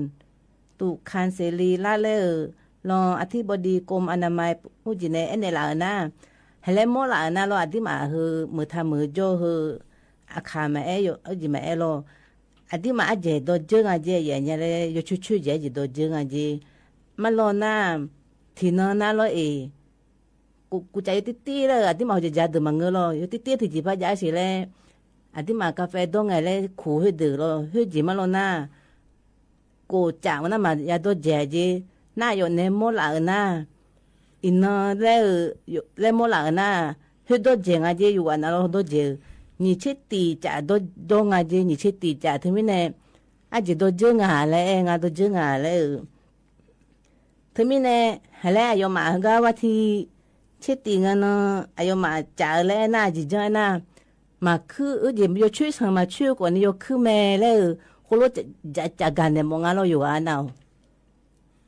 อาจจะไม่แน่น่ะอาจจะมาหมดตัวเธอช่วยอาจจะโดนช่วยจีน่ามาเมื่อจีมาเมื่อหัวจีช่วยลูกบ่าวแล้วงานเราช่วยนักกอล์ฟผู้หลักผู้รู้ปีละงานจีเราถึงไม่ได้ยอมมาจีอายุเว้นเนี่ยอีสันนี่มาช่วยกว่าบิดคือแล้วยอมมาเฮ้ว่าที่ชิดตีกันเนาะหัวจีกุมภาพันธ์สิเนี่ยจันทร์ละงานอย่างนี้พังงานยากูช่วยผมก็ไปอาคารรัฐสภาผมก็ไปในแพร่สมฤทธิ์และคุณอาอย่างเนี้ยจึงสามารถแล้วที่ว่านะปลัดกระทรวงสาธารณสุขเป็นประธานและกุลางานอย่างเงี้ยเงินนั่นแล้วเนี่ยมานี่นะก็น้าเราเลยนี่อายุมันในจังดาเฮนาเดเธออินยุมน้าเราช่วยอย่าเฮยช่วยจะจะเจงาแล้วงานเทียเนี่ยเราช่วยอยู่ในเอโลเราทีน่าช่วยอย่าเฮเราจะแม่ดอแม่ก็เงี้ยอายุมาสอดโลเลยเงี้ยเราเลยนี่ช่วยจะเจงาเจอายุมาสอดโลเลยเงี้ยเราเนี่ยคุยจะอย่าเธอเราเลยมานี่นะช่วยอย่าเฮทีน่าโกจะตาจะเจ็บพามาอย่างเงี้ยโกจะตาเราคุจะโกจะได้จะเจนะช่วยอย่างเดินละเนี่ยชุๆลาแล้วงานในอย่างนี้แล้วก่อนนี้ยุ่มชอบเชี่ยห้องเงี้ยเราโกจะแต่มานี่เช็ดตีจางก็นี่จะเกิดงานเจช่วยอย่าเฮเราอย่างนี้จะดอมเอเดเธอมีแน่เราให้ช่วยอย่าอยู่นอนหลุดนอนใส่ที่นอน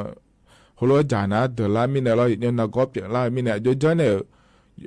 บิกาคาเลเนี่ยผังอะไรโดยเฉพาะเนี่ยอยู่อันนั้นรู้สิญญาละเนี่ยอยู่ให้ย้อนเนี่ยผังอะไรแล้วเราจะน่าละงาเดียเนี่ยเดน่าโดยเฉพาะก็ดูงานแล้วก็น่าขอเนี่ยยุ่มล้อเดี๋ยวเจมาเจงเงยุ่มก็เนี่ยเราดูมาเธอเนี่ยอีจูอยู่ช่วยเลยเธอเยอะดูอีเนี่ยเยอะอีเนี่ยเราเนี่ยดูมา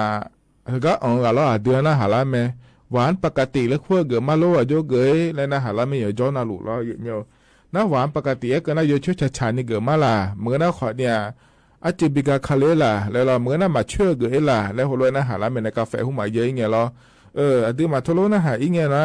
ดูมาอยู่ช่วยเกิดมาเดแล้วก็น่าชอหวานปกติแล้วก็งั้นน่าชอหวานน้อยเกิดมาเดก็น่าอยู่ช่วยเธอน้ามาช่วยเกิดมาเดแล้วเรา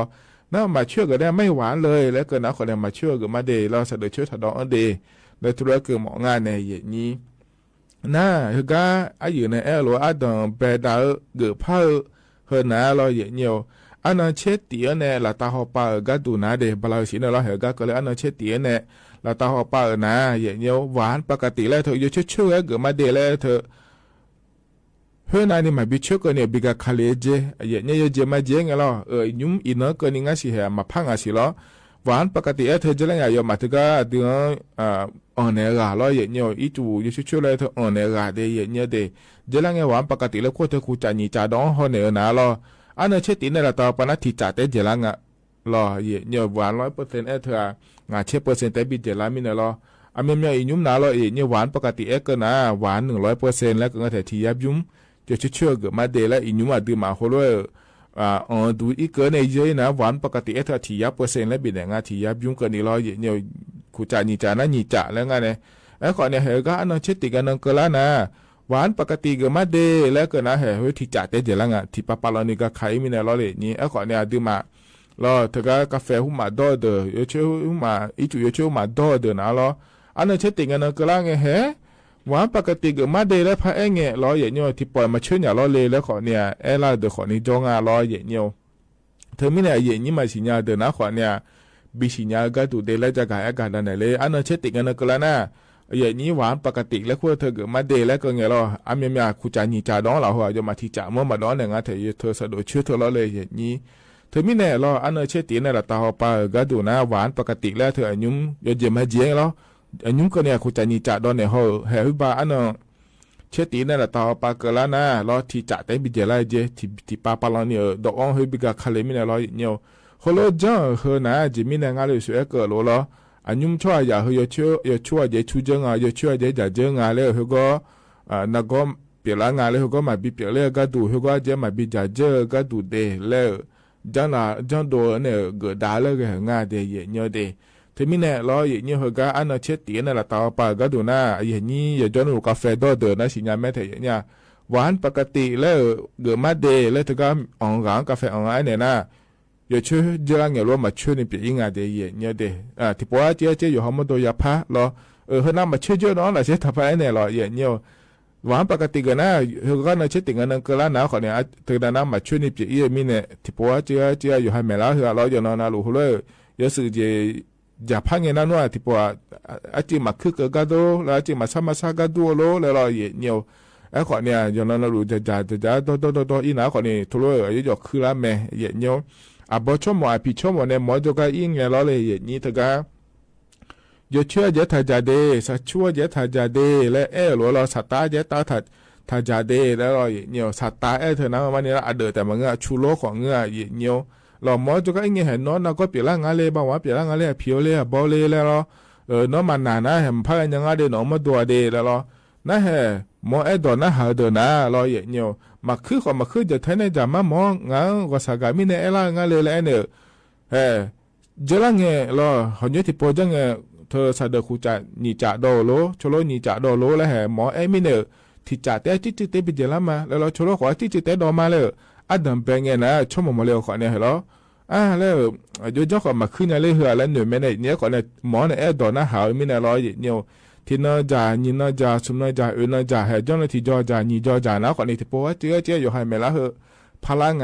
นี่ยที่มีเนี่ยที่แต่จะขอคือละเมียแล้วที่พอเจ๊สิละเถอะเนี่ย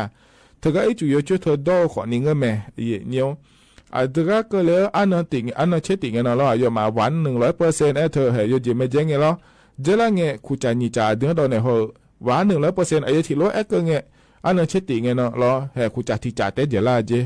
ที่ไม่ได้ดองเงี้ยจางเงี้ยนะคนนี้ยกขึ้นมาคือกระดุนยาเล่ยกเชื่อมาเชื่อกระดุนยาเล่แล้วเหนืองาล่าแล้วเนี่ยที่นอนยินนอนสมนนเจ้าหน้าที่จอยนี่จอรู้เลยที่พอเจ๊ดอนนะเดือนเมล่าเหรอยกเชื่อยกสื่อหุ่มแล้วศิลาไม่ได้พลายเนี่ยไม่ได้เยอะเดที่ไม่ได้ทำมาป่ากระดุนนะคนเนี่ยช่วยอย่าเหรออาจจะชัดยกเชื่อจะเจองาเล่แล้วบิกาคาเลียกระดุนเดลจังได้ไม่ได้เราเยอะเนี่ยที่พอเจ๊อย่าพังงานเนี่ยอย่าหามาโดนแล้วเยอะเนี่ยมาโดนนั้นว่าอย่าเชื่อเท่านั้นมาพัดโดนมาอีกยุ่งนาเราเยอะเนี่ยหัวอย่าดูมาด้วยเดย์เนี่ยเดย์เนี่ยช่วยนั่งเนี่ยคือกระดูมีเนี่ยเราคนนี้อย่าหามาโดนคนเนี่ยเกิดมีเนี่ยอีนี่ว่ากาแฟหุ่มมาดมหมดนะคนเนี่ยหวานน้อยแล้วแต่เนี่ยมาเยอะเนี่ยนะหวานน้อยเฮก็ปัวอันนี้เช็ดติงเงินก็เลยนะที่ปล่อยมาเพื่อช่วยเนี่ยเพื่อเปลี่ยนงานเถอะเยอะเนี่ยเราเธออย่าเชื่อเธอบิกาคาเลียมีเนี่ยเราคนนี้ปัวเจ๊เขาเลยอย่าหามาโดนขอย่าพางานไหนอีอย่าหามาโดนขอนี่อย่าเหนือเกินไม่ได้เราจะช่วยมาบิชุล่าก็ดูเดแล้วเราอย่างที่ไม่ได้เราจะดื่มมาเหมือนก็ก่อก็นะเราอย่างนี้จะการการได้ในบีซีบีกาเดอย่างนี้อย่างนั้นรู้ก็เลยอันนั้นเช็ดติงกันนะฮังนั้นเนี่ยนะก็จะเยอะโดนขอเนี่ยอย่าช่วยปากก็ขาเลยงานเดอาจจะมาช่วยงานเดแล้วบีซีเนี่ยก็ดูงานเนี่ยอย่างนี้ก็นะขอเนี่ยอันดับแบกก็ก่อเราจะการได้ในบีซีบีกาอย่างนี้เดเฮก็หนาวเนี่ยต่อชาติบิมแล้วพนักหาดามาเดยเนียวเดยุมเฮก็พอเนี่ยบินหาดาต่อชาเฮก็เฮบิมหนาเราเนียวบางกายแล้วก็อามาอามูเนี่ยชาต่อชางาเยเนี่ยล้อเธอก็นอดานอมาลองงานที่แสงมือสร้างงาได้ชาต่อชาเดที่ขอร้อยนะฮะเบียดามาเยเนียว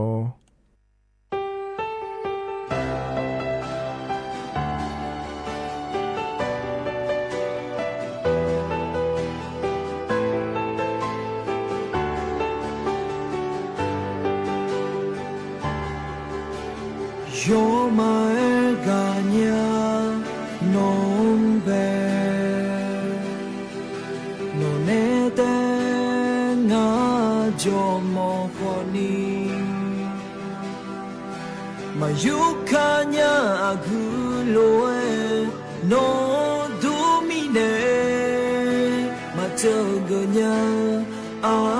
ye lo du longa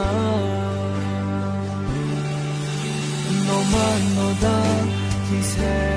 na mu shanga yo no wa ja cho ha le agaga pyu su a bi u le 这笔记你马家，提升啊木啊马家，提升啊帕吉啊马乌的，提升啊木那么切皮，啊女家和皮嘛，侬白比那吉嘛，侬听啊白比他吉儿可你。阿盆嘛婆咪呢，所在的老娘。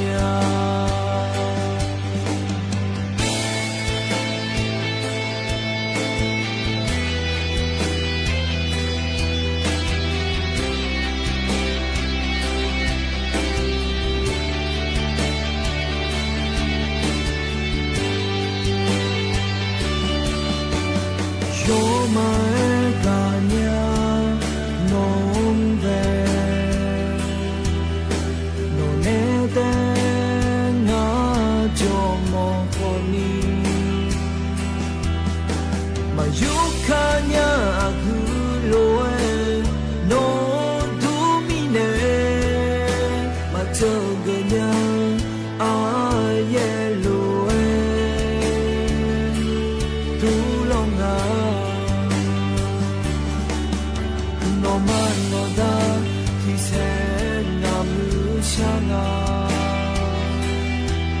有能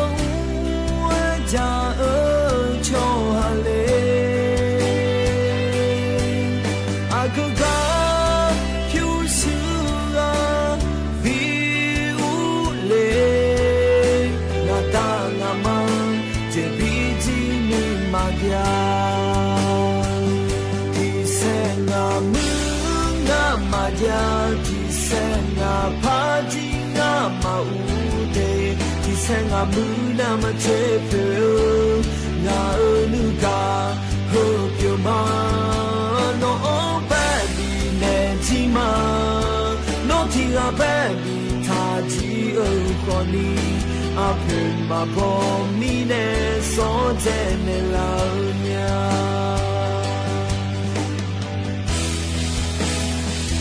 提升啊木那么呀。啊，帕吉啊，毛的，提升啊，木那么切皮，啊，女家和皮嘛，侬白比那吉嘛，侬提啊白比他吉儿可你，阿盆嘛婆咪那所在的老娘。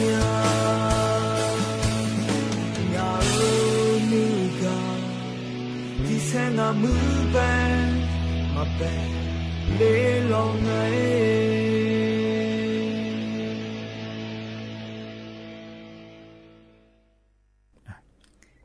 嘿，个都吃比么？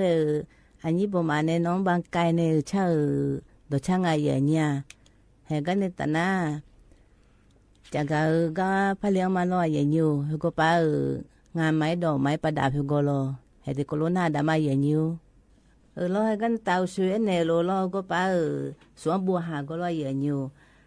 มาการไม้ดอกไม้ประดับยาเจอย่างเงี้ยเฮปูเจนดาลานะเชื่อว่า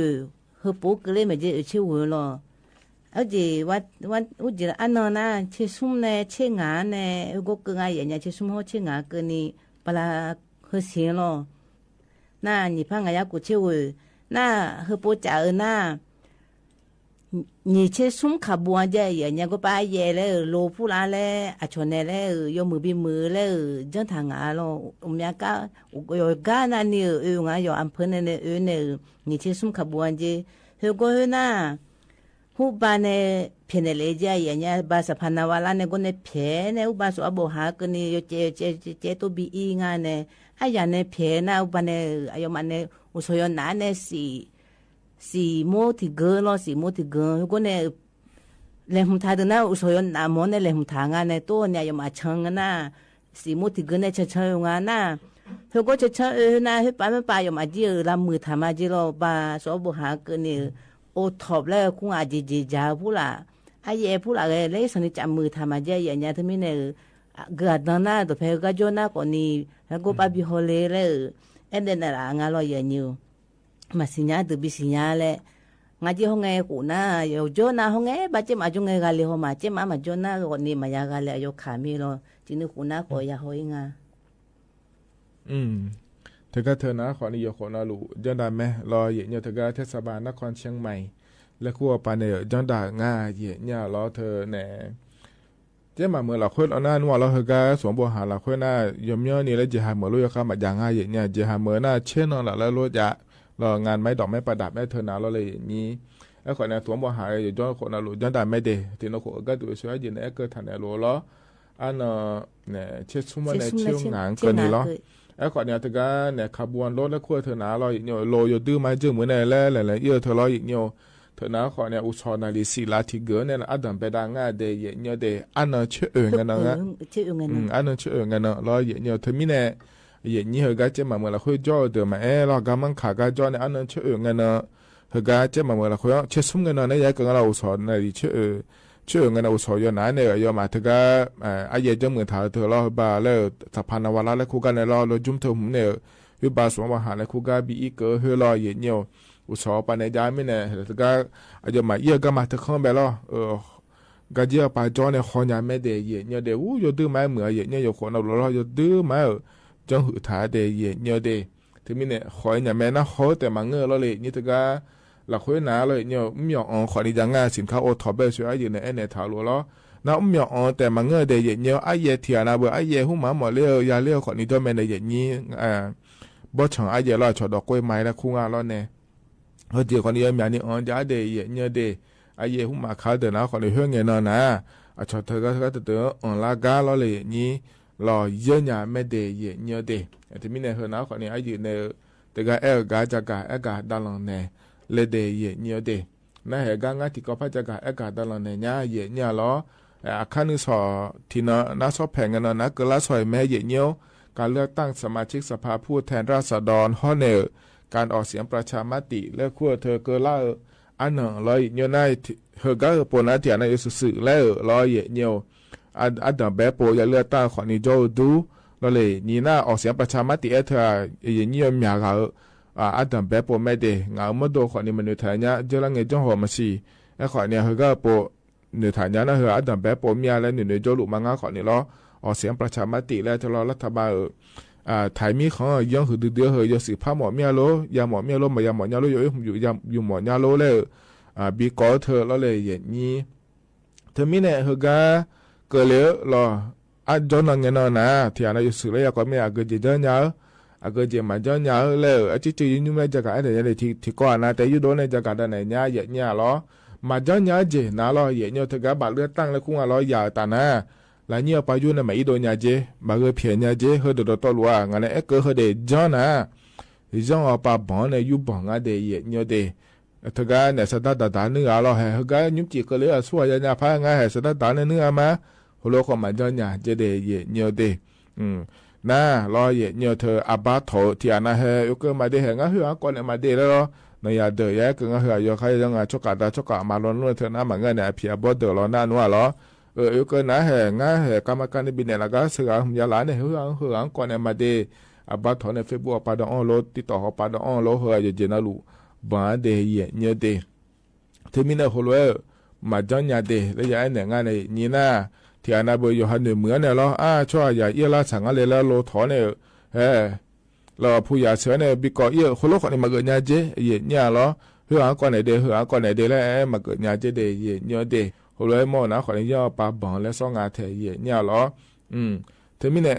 เฮือยังพาเกมาจังเนี่ยเจย่อใครเนี่ยหมอทีมนะก็อาบัตถก็ก่อเนี่ยอย่าปนเอาลุเลือกตั้งไงอย่ามั่วเนี่ยเธอเนี่ยอาบัตถเนี่ยเฟซบุ๊กปาดองโลแล้วเราเนี่ยคนเลยจอนับบังอาเดแล้วน่ามาเยอะไม่เยอะกันเนี่ยหรอเสือกบาเลือกตั้งเธอเราเลยนี่ลาเพียเราลาไปเฮอคนนี้ว่าใครจะยังไงเนี่ยหรอเธอก็ไม่เยอะจนเนี่ยไปเยอะแต่คนเนี่ยลาเพียแต่คนเนี่ยบังอาเจเนี่ยหรอเธอเนี่ยมาบิลาจอยาเดแล้วเนี่ยเธอยามีเราย่องของเราบวชยามีเนี่ยเราเธอมีเนี่ยชอบก็จะไงมือพายยาก็จะอะไรเงี้ยที่มาคนนี้ก็ว่านะเอาล้อแล้วเบียวไว้เนี่ยล้ออย่างเงี้ยชอบมันเนี่ยถ้าล้อแล้วเบียวเนี่ยล้อก็บอกก็แบบชนในลำถากะอย่าดองเยี่ยงงานในอย่างนี้ล้ออย่างเงี้ยเดน่าเธอเนี่ยบัด เฮกาหล่อสอก่อนนะเฮปนะเธอก็อาจีนะขอเนี่ย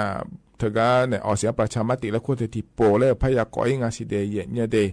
อาคันนุสออุจิฮอปางาอยู่เมื่อจะกระดานเนี่ยมาเนี่ยวันเสาร์เนี่ยอุจิฮอปาล้อในเรียกว่าในเชลังเกนี่อย่าทอนจงเนี่ยอายามละคุยเดที่จ้อยจะลังเนี่ยมาก่อเขาเดินนะขอเนี่ยเธอก็คันนุสออุจิฮอปางาไอ้เนี่ยก็จะมือพายนะหาเนี่ยไม่เดียเนี่ยเดเห็นนะคนนี้ตัวโตหลุนุ่มสอฮกาอย่างนี้นะทอนจ้อยอายามเฮละคุยล้อจะกะไอ้กะด้านนั้นในบิสิบิกาเดเฮ้ยนูเจออายามจีกละงายอย่างนี้งาอาปุมิดอแล้วอันนี้โยแล้วหอยมาอยู่นายมือยศซาแล้วยมือพายุกาเดยยืดเดหอยมาอุดุธรรมาหอยมาเดอจิยุมิเดคันนุสอราคาแช่ตานี้ทุล้าเนี่ยล้อนาลีเยล้านในหัวหลังก็นี่ล้อเฮกางานยันยาเนี่ยที่ขอล้อแล้วพัฒนจุลมาเดหอยมาเดอุดุธรรมาชาชาเดียวราคาเบทายุ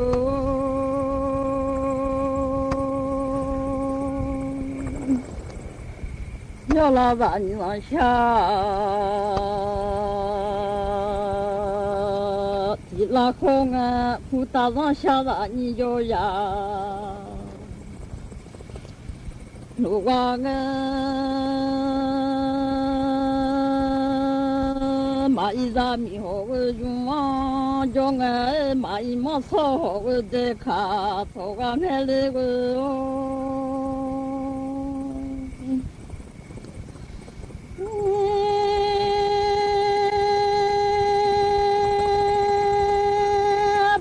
波米子米呀的，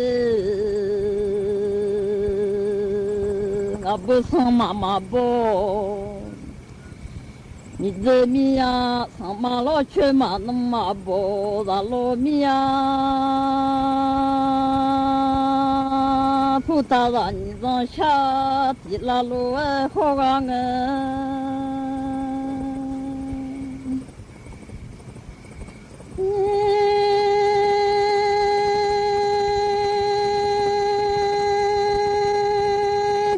从小拉好忙个面了，走走吃。从小拉好忙个，这让下菜啊，好忙个面。老妈做你菜送让妈妈下你菜啊，好。那米呀，马一扎米好个用啊，叫我下下呀。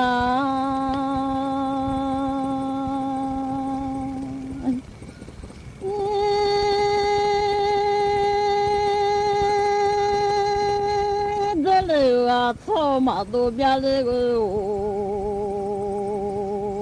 真好了。草马都这个米了啊下，马都米呀下下，米呀，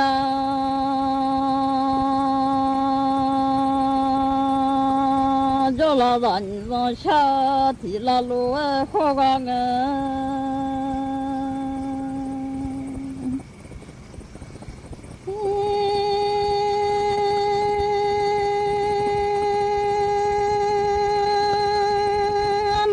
好把来要拉面那个哦，下马米拉古好，让拉哈把来要拉面今年阿妈古好吃哦，要拉面哦下下呀。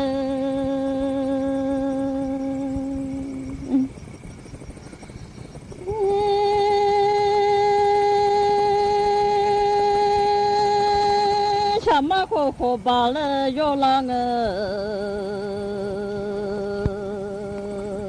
下马米拉古好，那哈把来要个，巴布老海边的那哈把呀要罗呀马欧巴布哟。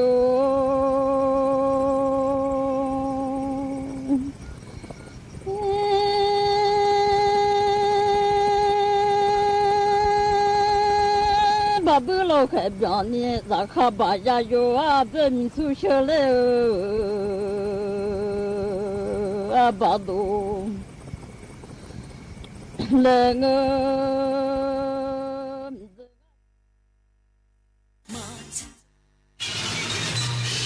สถานีวิทยุกระจายเสียงแห่งประเทศไทยและเครือข่ายทั่วประเทศเสนอข่าวต้นชั่วโมง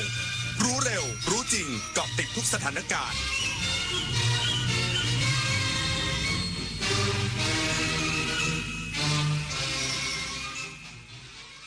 รับฟังข่าวต้นชั่วโมง 22 นาฬิกากับอานนท์นันตะสุคนครับ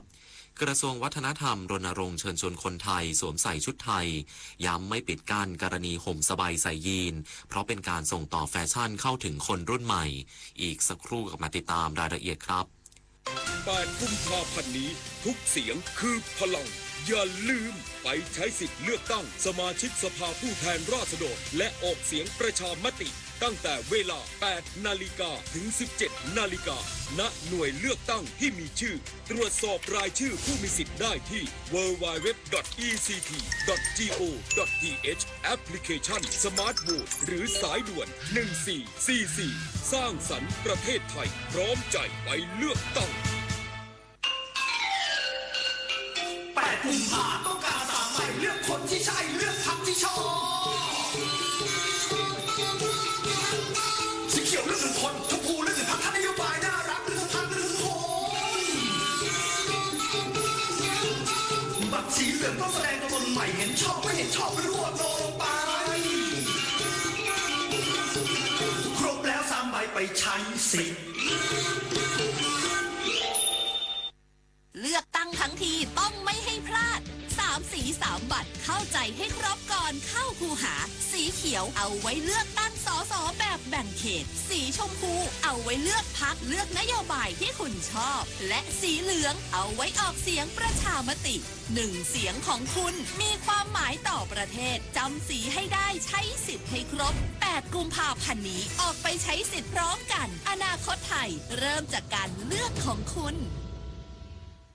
ชวนคนไทยตรวจสอบสิทธิเลือกตั้งด้วยออนไลน์ง่ายๆผ่านระบบของกรมการปกครองหรือแอป Smart Vote ของกกต.ด้วยหมายเลขบัตรประชาชน13 หลักเช็คเขตเลือกตั้งหน่วยเลือกตั้งและสถานที่เลือกตั้ง3 ใบ 3 สีที่ได้มากาให้ถูกเลือกพรรคบัตรสีชมพูเลือกสสบัตรสีเขียวออกเสียงประชามติบัตรสีเหลือง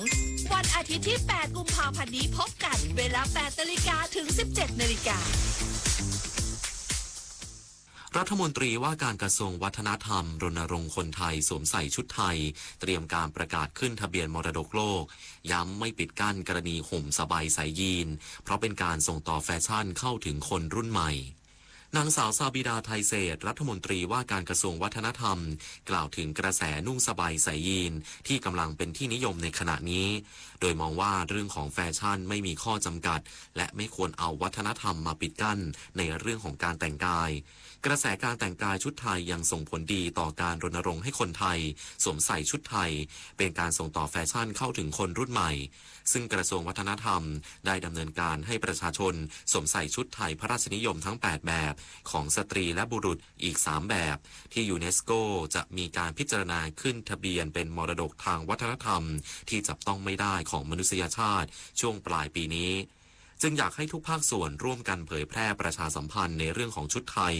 ซึ่งสมเด็จพระนางเจ้าสิริกิติ์พระบรมราชินีนาถพระบรมราชชนนีพันปีหลวงมีพระราชดำริให้จัดสร้างขึ้นที่แสดงเอกลักษณ์ความเป็นไทยสร้างความภาคภูมิใจแก่คนไทยทั้งประเทศอุทยานแห่งชาติกุยบุรีสามารถเก็บภาพเสือโคร่งจากกล้องดักถ่ายภาพสัตว์ป่าออกหากินสะท้อนให้เห็นถึงความอุดมสมบูรณ์ของผืนป่าแก่งกระจานหนึ่งในแหล่งมรดกโลกทางธรรมชาติของประเทศไทยนายนิทัศน์นุ่นสงผู้อำนวยการสำนักบริหารพื้นที่อนุรักษ์ที่3สาขาเพชรบุรีกล่าวว่าอุทยานแห่งชาติกุยบุรีผืนป่ามรดกโลกแห่งหนึ่งของประเทศไทยยังคงความอุดมสมบูรณ์ของระบบนิเวศอย่างต่อเนื่องหลังกล้องดักถ่ายภาพสัตว์ป่าบันทึกภาพเสือโคร่งได้สะท้อนความสมดุลของธรรมชาติและประสิทธิภาพการอนุรักษ์ที่ประสบผลสำเร็จภายใต้ความร่วมมือระหว่างอุทยานแห่งชาติกุยบุรีกับ WWF ประเทศไทยซึ่งการบันทึกภาพเสือโคร่งได้ชัดเจนถือเป็นตัวชี้วัดสำคัญที่ยืนยันว่าผืนป่ากุยบุรียังคงความอุดมสมบูรณ์ เนื่องจากเสือโคร่งเป็นสัตว์ป่าผู้ล่าลำดับสูงสุดของระบบนิเวศการมีอยู่ของเสือโคร่งแสดงให้เห็นว่าห่วงโซ่อาหารในป่ายังสมบูรณ์มีสัตว์เหยื่ออาหารเพียงพอ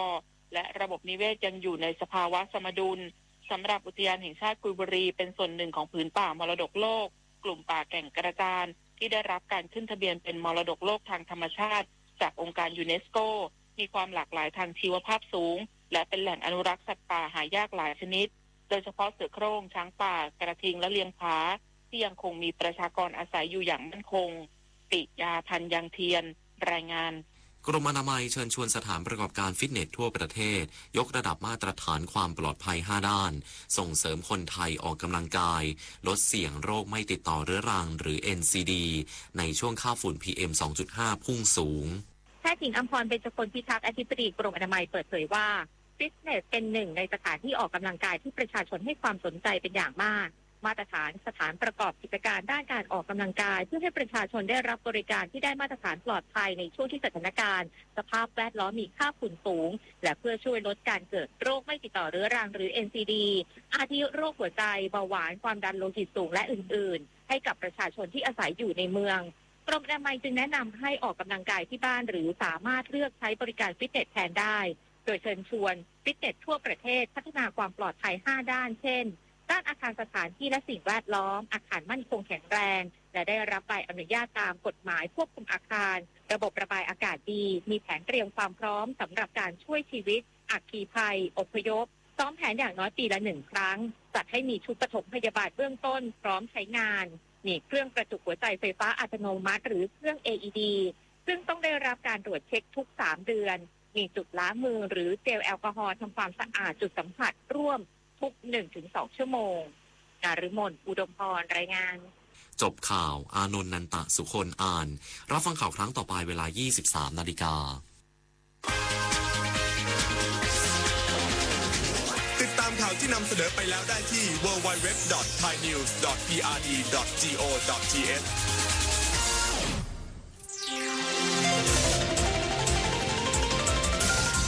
วิทยุแห่งประเทศไทยให้ความรู้คู่ความสุข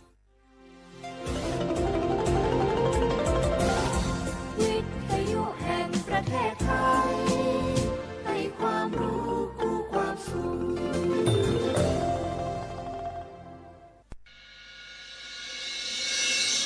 สถานีวิทยุกระจายเสียงแห่งประเทศไทยจังหวัดเชียงใหม่ AM 1476 กิโลเฮิรตซ์สถานีวิทยุภาคภาษาชาติพันธุ์แห่งเดียวในประเทศไทยที่มีความทันสมัยเชื่อถือได้สร้างอัตลักษณ์กลุ่มชาติพันธุ์สู่สากล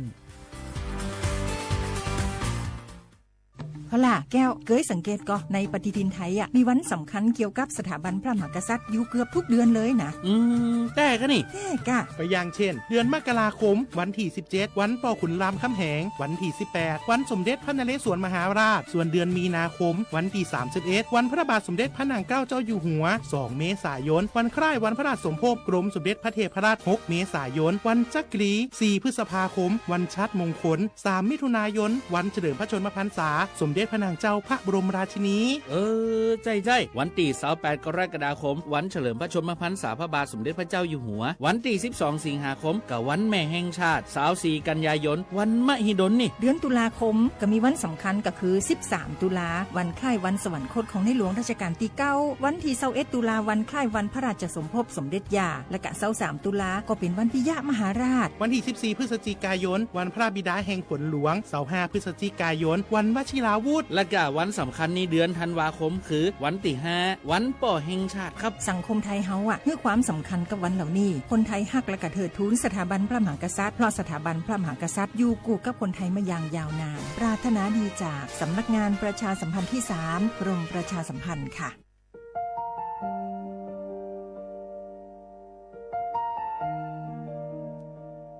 ขอน้อมเกล้าถวายอาลัยสมเด็จพระพันปีหลวงพระแม่แห่งแผ่นดินผู้ทรงเมตตาเหนือเกล้าขอพระองค์เสด็จสู่สวรรคาลัยข้าพระพุทธเจ้าข้าราชการและเจ้าหน้าที่สถานีวิทยุกระจายเสียงแห่งประเทศไทยจังหวัดเชียงใหม่กรมประชาสัมพันธ์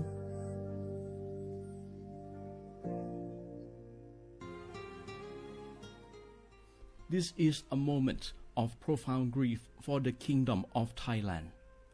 The collective voices of Radio Thailand Chiang Mai join the Thai nation in mourning the passing of our beloved Queen Martha, Her Majesty Queen Sirikit. Her life was a testament to the unwavering service, grace, and deep love for the Thai people. Our humble condolences and thoughts are with His Majesty the King, the royal family, and all the Thai people during this deeply sorrowful time. We will remember her forever.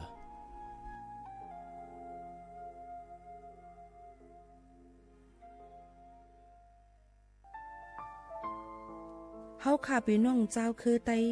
มีตั้งหม่องเจออันเจ้านางหอคำสมเด็จพระนางเจ้าสิริกิติ์พระบรมราชินีนาถพระบรมราชชนนีพันปีหลวงไล่เข้าสวนหมักหักคำนนเพกว่าย้อนสู้เก่าตึงปันเฮาวิเย็นขวัญเงาเจ้าเฮาขาฮอดถึงตีสุคติกัดเย็นเสกำเฮาขาพี่น้องก้นคือไต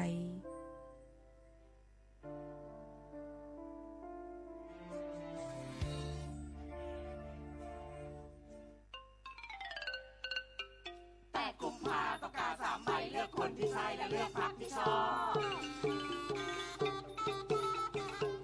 สีเขียวเลือก1 คนชมพูเลือก1 พรรคนโยบายน่ารักเลือก1 พรรคเลือก1 คนบัตรสีเหลืองต้องแสดงตัวตนใหม่เห็นชอบไม่เห็นชอบรู้โดนลงไปครบแล้ว3 ใบไปใช้สิทธิ์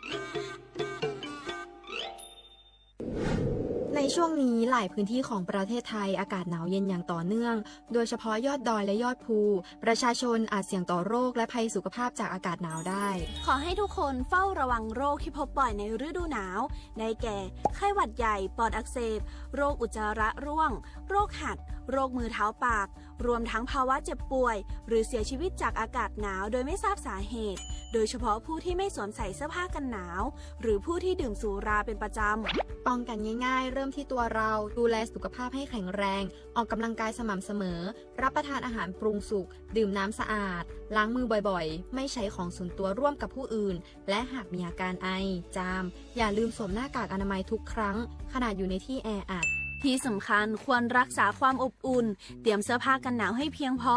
งดดื่มเครื่องดื่มแอลกอฮอล์เพื่อความปลอดภัยในช่วงอากาศหนาวนี้ดูแลสุขภาพให้แข็งแรงตลอดช่วงฤดูหนาวนี้กันด้วยนะคะด้วยความปรารถนาดีจากสำนักงานประชาสัมพันธ์ที่ 3 กรมประชาสัมพันธ์ทุกคนเร็วๆทุกคนเก็บของเร็วๆแผ่นดินไหวแล้วแผ่นดินไหวเดี๋ยวพี่เดี๋ยวก่อนจะรีบไปไหนเก็บของไปไหนพี่เนี่ยพี่ดูในข่าวเขาทำคลิปมานะว่าจังหวัดเราเนี่ยแผ่นดินจะไหวพี่ยังไม่มีแฟนเลยเนี่ยกลัวตายมากเลยเนี่ยไม่อยากตาย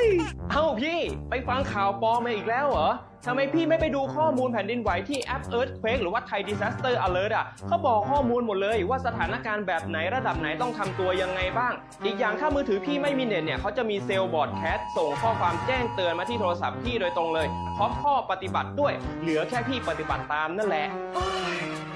ต้องใจเย็นๆลงละขอบคุณมากไอ้น้องโอเครู้ทันสาธารณภัยห่างไกลความเสียหายด้วยความปรารถนาดีจากสำนักงานประชาสัมพันธ์ที่ 3 กรมประชาสัมพันธ์จากศาลากลางจังหวัดน่านหลังเก่าพัฒนาสู่การเป็นศูนย์การเรียนรู้นันทศิษย์ป่าคารโดยมูลนิธิรักป่าน่านนับเป็นพระมหากรุณาธิคุณที่สมเด็จพระกนิษฐาธิราชเจ้ากรมสมเด็จพระเทพรัตนราชสุดาสยามบรมราชกุมารีได้พระราชทานนามนันทศิษย์ป่าคารอันหมายถึงอาคารแห่งความรู้ทุกแขนงของจังหวัดน่านภายในประกอบด้วยห้องนิทรรศการเฉลิมพระเกียรติรัชกาลที่ 9แสดงพระราชประวัติและพระราชกรณียกิจของพระผู้ทรงเป็นพลังแห่งแผ่นดินและต้นแบบของความเพียรรถพระที่นั่งอนุสรณ์แห่งการเสด็จเยี่ยมราษฎรในถิ่นทุรกันดารทั่วทุกภูมิภาคของไทยพิพิธภัณฑ์ศาลากลางจังหวัดน่านความทรงจำของอาคารหลังเก่าและการอนุรักษ์สิ่งสำคัญของเมืองน่านเทคโนโลยีกับมนุษย์จุดประกายความคิดสร้างสรรค์สู่การสร้างนวัตกรรมในอนาคต น่านซิมูเลชันแนวทางจัดการขยะที่ยั่งยืนเพื่อตระหนักถึงผลกระทบต่อสังคมเศรษฐกิจและสิ่งแวดล้อมห้องสมบัติน่านย้อนรอยสู่อดีตและความรุ่งเรืองของนครน่านผ่านเงินตราเครื่องเงินและผ้าทองเปิดให้เข้าชมฟรีไม่มีค่าใช้จ่ายตั้งแต่เวลา 9 นาฬิกาถึง 17 นาฬิกาหยุดทุกวันจันทร์และวันนักขัตฤกษ์มาร่วมอนุรักษ์สืบสานสร้างสรรค์ศิลปะวัฒนธรรมและวิทยาศาสตร์ของเมืองน่านคุณค่าที่น่าภาคภูมิใจ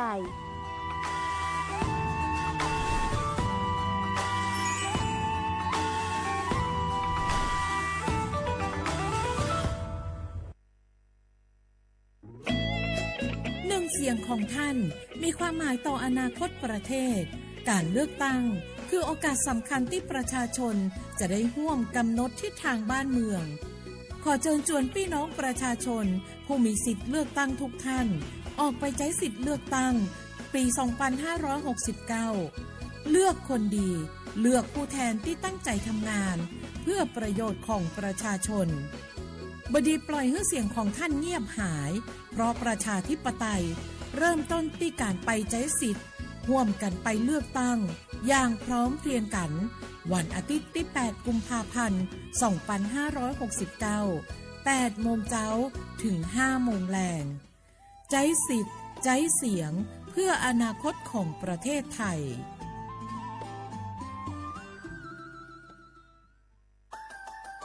สปสช.ชวนคนไทยทุกคนทั่วประเทศใช้แอปเป๋าตังค์เช็คสิทธิประโยชน์รับบริการป้องกันโรคตามกลุ่มวัยเพื่อลดความเสี่ยงการเจ็บป่วยโดยเลือกเมนูกระเป๋าสุขภาพเลือกสิทธิสุขภาพดีป้องกันโรคสามารถจองคิวพร้อมนัดวันและเวลาเข้ารับบริการได้ฟรีสะดวกรวดเร็วสอบถามเพิ่มเติมสายด่วนสปสช1330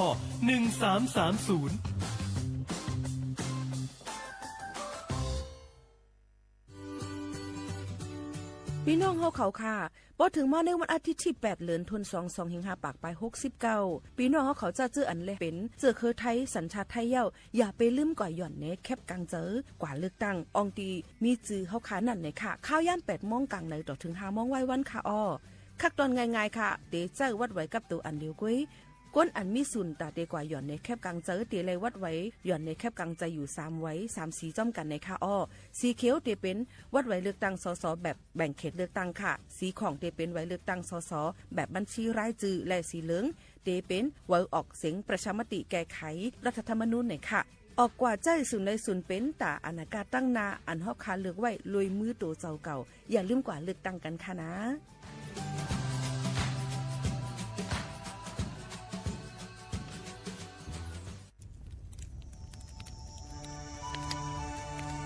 จ่องหู้คาหือก้อนโมก้อนไฟอันเผาอยู่ตีกลางปางนั่นอ่ำเลยหายกว่าตั้งเลยมันเตเป็นฝุ่น PM 2.5 สีขึ้นมาเฮ็ดให้ป้ายอยู่ลีเฮาคาขึ้นในคาอ้อลองลดย่อมปัญหาจังไหนในอ่ำหยาบค่ะเงื่องแวอ่ำเผายุกยักเหมือไม่ต้นเยือต้นเข้ากับในให้ในสวนเฮาเปลี่ยนมากองไว้จ้อมกันเสเฮ็ดเป็นฝุ่นสภาวะอ่ำนั้นแจกแพยุกยักเฮามันปอดถูกเมียนอีกป้าดังโฮมมือกันฟังด้วยไฟไหม้ป่าเถิน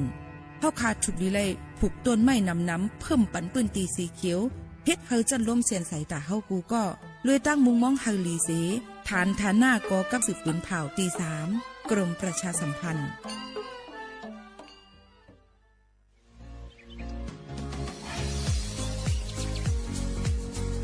จ้อมหนังเปิงมติครม.มือวันที่29เดือนธันวาคม25ปากไป67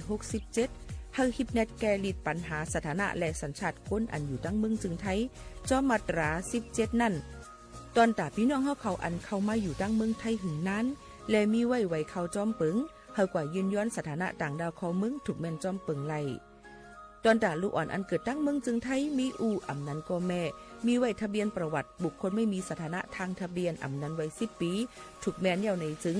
เฮากว่ายืนย้อนสัญชาติไทยจอมหนังมาตรา7ทวิไล่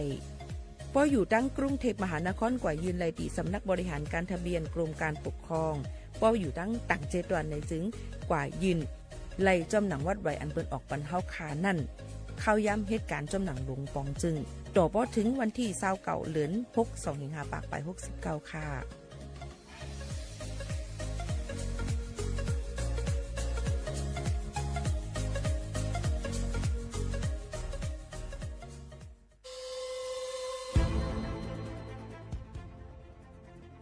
ย้อนผิดหมอกพี่น้องเขามาโฮมเป็นจุ้มเหลียวกันดั้งเจดอนเก้งใหม่โฮมกันแกลิดปัญหาไฟไหม้ป่าเถินหมอกก้อนก้องก้อนมูและฝุ่นเล็กๆ PM 2.5 ค่ะ สั่งว่าทั่วพันไฟไหม้กับสืบกว่าตึงลาดไลดีอองตีแกลิดปัญหาไฟไหม้ป่าเถินและหมอกก้อนเจดอนเก้งใหม่หมายฟ้น0531128008ในค่ะ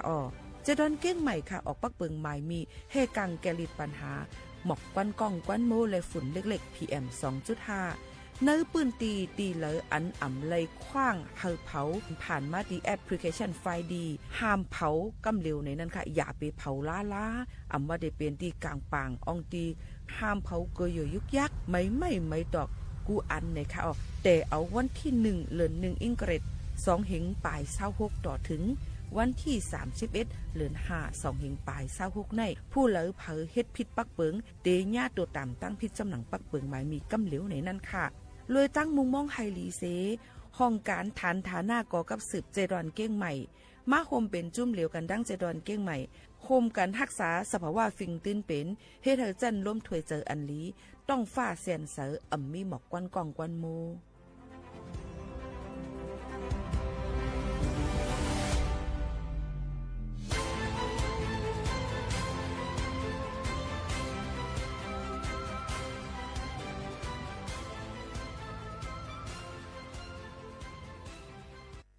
พี่น้องเขาสนใจใครปืนเผาผ่านตั้งห้องปล่อยเซ็งสวทเก้งใหม่ปั่นตั้งหูห่มปลาดังมีดังซื้อถ่อมแจ้งแล้งหลีกว่าไก่ในปืนตีเจดอนเก้งใหม่กับสืบมาเลยดี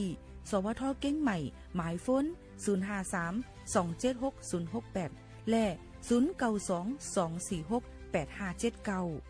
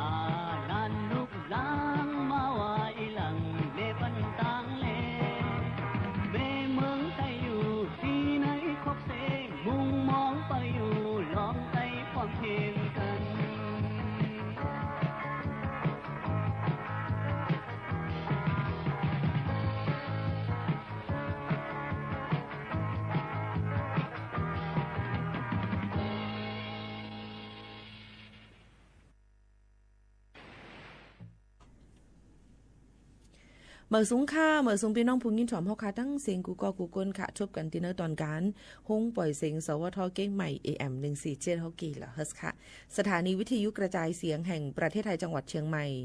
เรดิโอไทยแลนด์เก้งใหม่ฮงปล่อยเสียงสวทเก้งใหม่คืนเอียงค่ะFM 5อำเจอ FM นะคะเป็น AM ค่ะ AM ไม่กว่าไกลแห่งเนี่ยค่ะเนาะก่อนถึงวันเฮาเมืองไตไควากูตินะคะเนาะกลางค่ำมา9:00 นถึง 10:00 นจำหนังข้าวยามเมืองมานั่นขนาดไหนก็กับเมืองไทยได้ก็ดีเอาจำหนังข้าวยามเมืองจึงไทย 10:00 นถึง 11:00 นกลางไหนยก็กลางค่ำ1วันออกจำกัน2ข่าวจำกันนี่ค่ะอยู่จอมเขาปางหมูขาวนวลค่ะยิ่งหมูขาวนวลนางหมูขาวนวล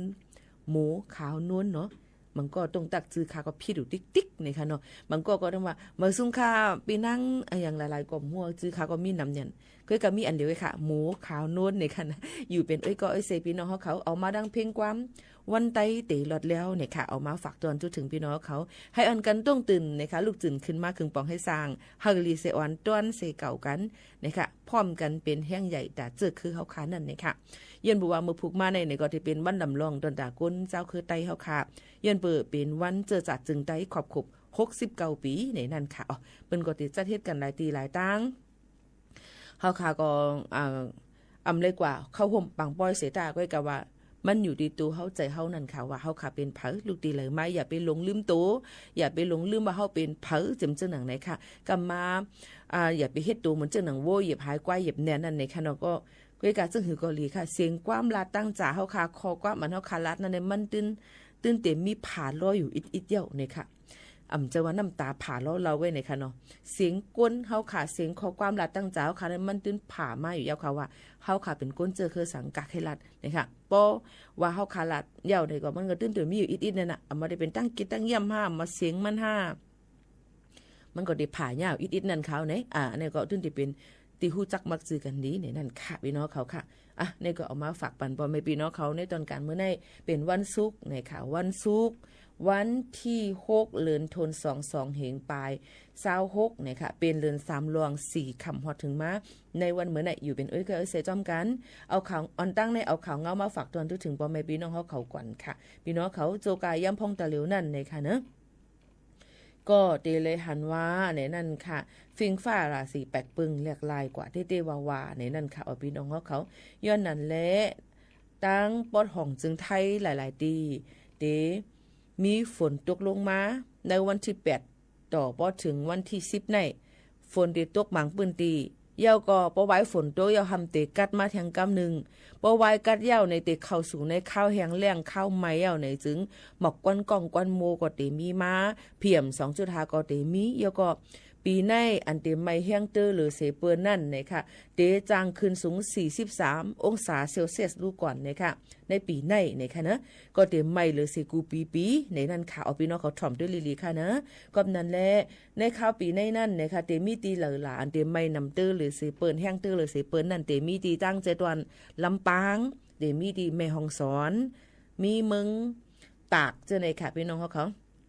ลำปางแม่ฮ่องสอนเจตอนเมืองตากจะในเตไม่แห้งสูงหรือเส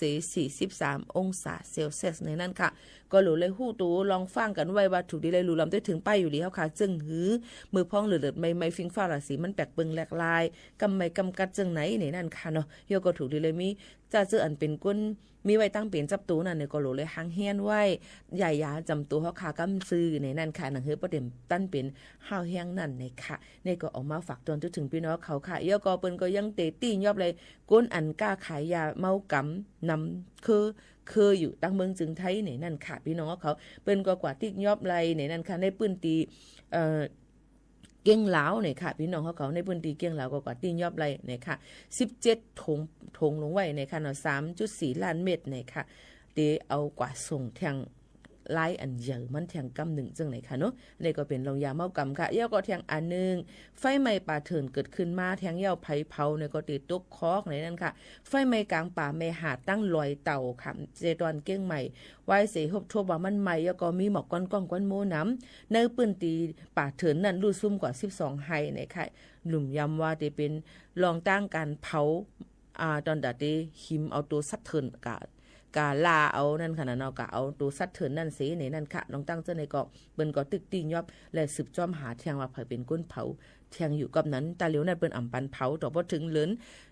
ที่5วันที่31ปุ่นนะคะป้อเผาในยาตัวตามตั้งพิษค่ะเนอะอันนี้ก็เอามาฝากปันหนังฮือป้อได้อำตุ้มเตอถึงป้ายอยู่ลีเฮาขันนั่นว่าจึงหนังไหนค่ะเอาพี่น้องเฮาเขาค่ะเที่ยงอันนึงอันที่ย้ำพองแต่เหลียวนั่นเปิ้นก็ตึกหางเฮียนกันไว้ตั้งเมืองจึงไทยปัดปืนนั่นเปิ้นก็ได้มีปางเลือกตั้ง2เหงหาปากไป69ในปี2เหงไป26ในนั้นขนาดเนาะก็นั่นแหละในวันอาทิตย์ที่8อันจำได้ถึงในค่ะเดือน2เหงไป26ในเข้ายาม8:00 นกลางเนยต่อถึง5:00 นนั่นจะซื้ออันมีไว้วัดไทยโหปักเต็มอาสัก18ปีเต็มขึ้นเนินนั่นมีสุนตัดได้กว่าย่อนในแคบกลางเซอนี่ก็อย่าไปลืมนะคะกว่าเลือกก้นหลีเข้ามาเหตุการณ์เต้นต่างเฮาคาในนั้นค่ะหนังฮือเฮาคาบ่ได้อยู่ง่ายกินเจอนั่นค่ะเนาะพี่น้องเขาค่ะลองตั้งซื้อในค่ะมันก็จะมีปืนดิปันเฮาคาเลือกตั้งอยู่มีอยู่3เบอร์จำกันไว้สีเขียวนั่นติเลือกตอนตะก้นอันเฮาคาเกียกในนั้นค่ะยก็ไว้สีของได้เลือกด้วยอันปาติพักอันเฮาคาส่งเกียกในนั้นค่ะยก็บัตรสีเหลืองได้เป็นเลือกลงเสียงประชามตินะคะหันถึง5หันถึงจอม5ลองตั้งอันดีเปิ้นได้เปลี่ยนปั๊บปึ้งปั๊บปึ้งปึ้งมึงรัฐธรรมนูญนั่นค่ะเนาะจึงจังหนังไหนอันในลาดได้จังไหนก็ค่าก่อมจังลาดเลยนำหรือเสในค่ะย้อนเพราะว่าเฮาเป็นภายผู้สื่อข่าวในที่เลยลาดเป็นกลางดนดับพ่อแม่พี่น้องเขานั่นเกิงกว่าตั้งเลยจึงจังหนังก็กล้าตึกโซนให้พี่น้องเขากว่าเลือกตั้งในนั่นค่ะเนาะอันจะซื้ออันมีศูนย์นั่นในนั่นค่ะนี่ก็เอามาฝากตวนจู้ถึงพ่อแม่พี่น้องๆเขาจังหนังไหนค่ะยกกระทั่งเจดอนเกี้ยงใหม่มื้อข้าวยามวันที่5ปนมาไว้วัน3 โมงนั่นไหนนั่นค่ะเจ้าหน้าที่ตั้งจังผึกเขานั่นไหนก็เลยรับแจ้งว่าเนี่ยค่ะมีคนอันว่าเจ้าของเสียงขายตั้งขายเสียงขายฟงมือถือนั่นเนี่ยค่ะย่าโจรเนี่ยค่ะก้นมาลักเอากว่า3 เครื่องมือถือนั่นเนี่ยค่ะเมื่อกลางในเจ้า4 มองกลางเนื้อเนี่ยนั่นค่ะจ่องไกสืบจ้อมด้วยกองซีกัมราทีวีเขานั่นค่ะเนาะยก็สืบจ้อมหาเทียงในนั่นค่ะกะตีนยอบเป็นใจอาศัก45 ปีในนั่นค่ะตีนยอบไหลเย่าในนั่นค่ะเนาะยก็ใจลดเครื่องสิออกกว่าหลักเอาโคกของอันมีกาขันในนั่นค่ะลองตั้งเสื้อในปืนตีหลายๆปืนตีก็ถูกเลยไว้ฟังไว้เหมือนกันกูตีกูตั้งเอามาได้เป็นเสียงเอามาได้เป็นเฮิรนเอามาได้เป็นอีสังก็เย่าหรือเลยไว้ฟังกันเนี่ยค่ะตีกว่าอะไรไปเลยก็คัดกากซอรูรวมด้วยถึงให้มันลดเพกันเต้ๆว่าๆจึงหนังไหนค่ะนี่ก็ฝากตอนถึงพี่น้องเขาค่ะเที่ยงอันนึงเนี่ยค่ะเจ้าหน้าที่ตั้งเมืองฮอดเนี่ยค่ะตั้งอำเภอฮอดเจดอนเก้งใหม่เขานั่นก็ตีนยอบไหลก้นใจก็1ตีในห้องลือเศร้าตีตั้งวันตานเมืองฮอดเนี่ยค่ะอีกป้าดังของกลางยามา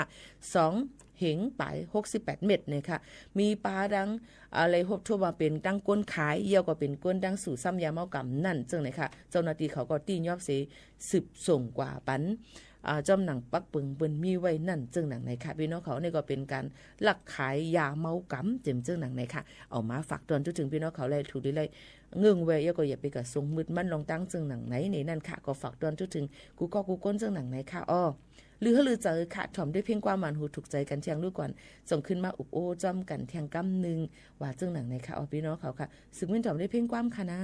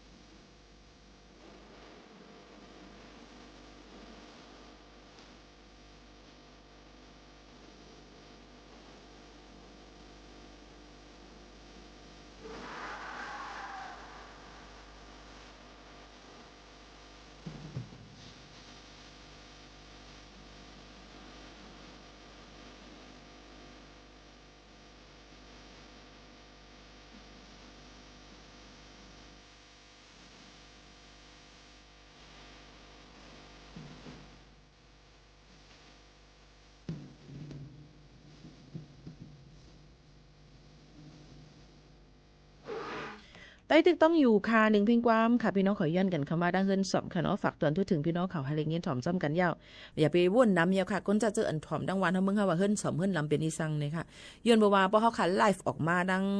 ออนไลน์เนี่ยมันเดี๋ยวลาตังจื้ออำไลก็บ่ได้เลยว่าจังนั้นมันอยู่ที่ก้นป่องจังนึงค่ะเนาะเพราะเป็นวันเฮาเมืองเฮาปู่เฮานายอันอยู่วันเฮาเมืองเฮาเนี่ยป่องหังกอมฮู้ลานเขาหมูขาวนวลเขาลาดเฮิรนสอมเฮิรนลำมันป่องสังในค่ะนะมันก็จะเป็นแอปพลิเคชันก็เดี๋ยวถามว่าแอปพลิเคชันอีสังเทียงเนาะแอปปลาก็ไปเจอเทียงเอาไว้ให้ก่อนค่ะเอาไว้จนลูกอ่อนอันเข้าใจกันก่อนจังไหนค่ะเนาะอ๋อค่ะอยู่ซ้ำกันที่ในเพราะว่าอะไรเงี้ยถ่อมเยอะออกมาได้ถ่อมตั้งออมล้มเรดิโอ AM 1476กิโลเฮิรตซ์ถ่อมตั้งหลายสีอำว่าในนั่นค่ะให้พี่น้องเขานั้นมีตั้งซื้อเจอยาก็อย่าลืมค่ะในข้าวในที่เป็นจำติเข้ามาในข้าวแห้งแล้งข้าวใหม่อองตีอันอยู่จ้อมตาเพยสันร้อยอันที่มีน้ำใจนั่นหรือว่าเลยหางเฮียนเก็บน้ำไว้เจ้าเห็นไหมค่ะเนาะให้คดลุกคดอีหยังให้มันบ่มีตีอองตีเก็บน้ำไว้เจอนั่นค่ะเนาะฝากปันพ่อแม่ปีๆน้องๆเขาจึงหนังไหนค่ะพี่น้องเขาค่ะมันก็ถามมาเหมาหน้านั่งถ่อมอยู่ค่ะในคำเหมาหน้านั่งแต่หลวงนี่คือเป็นเหมาค่ะเหมาในอาสากะหือค่ะเป็นเหมาอันว่านั่นแต่หลวงในก็ติเลยถามด้วยก่อนว่าเป็นเหมาเจ็ดห้าเหมา10 ปีเจ็ดห้าจุเปียดมาในไปเอาเพอ5ในสำรวจเลยถามกันเที่ยงกำนึงเที่ยงลูกก่อนนี่ค่ะเนาะแล้วก็สาวอันว่านั้นมันก็ว่าที่ก็เอาอย่าไม่เฮิรนไม่ห่างนั่นนี่ค่ะว่าก็เอาสาวรอนี่สุดไปฮู้ก่อนนี่ค่ะเนาะลองตั้งเจอในนี่อย่าไปให้ปลาสุราษฎร์นี่ค่ะนะนั่นเดียวค่ะก็ติมีเที่ยงลองตั้งมานั่นก่อนนี่ค่ะเนาะกับปันสาวตาเหลวในนี่ค่ะเนาะคึดกลับเนี่ยวันเฮามึงเฮาก็ยก็ KTV ก็นำเนี่ยนี่ค่ะเนาะลองการวิจัยขั้นเหตุการณ์ใครเหตุการณ์ให้การส่วนการนะนี่ก็ใครมักมีเงินคำจำตัวไหนก็ดีกว่าเหตุการณ์หลายรองหลายอันเอามาได้เป็นการ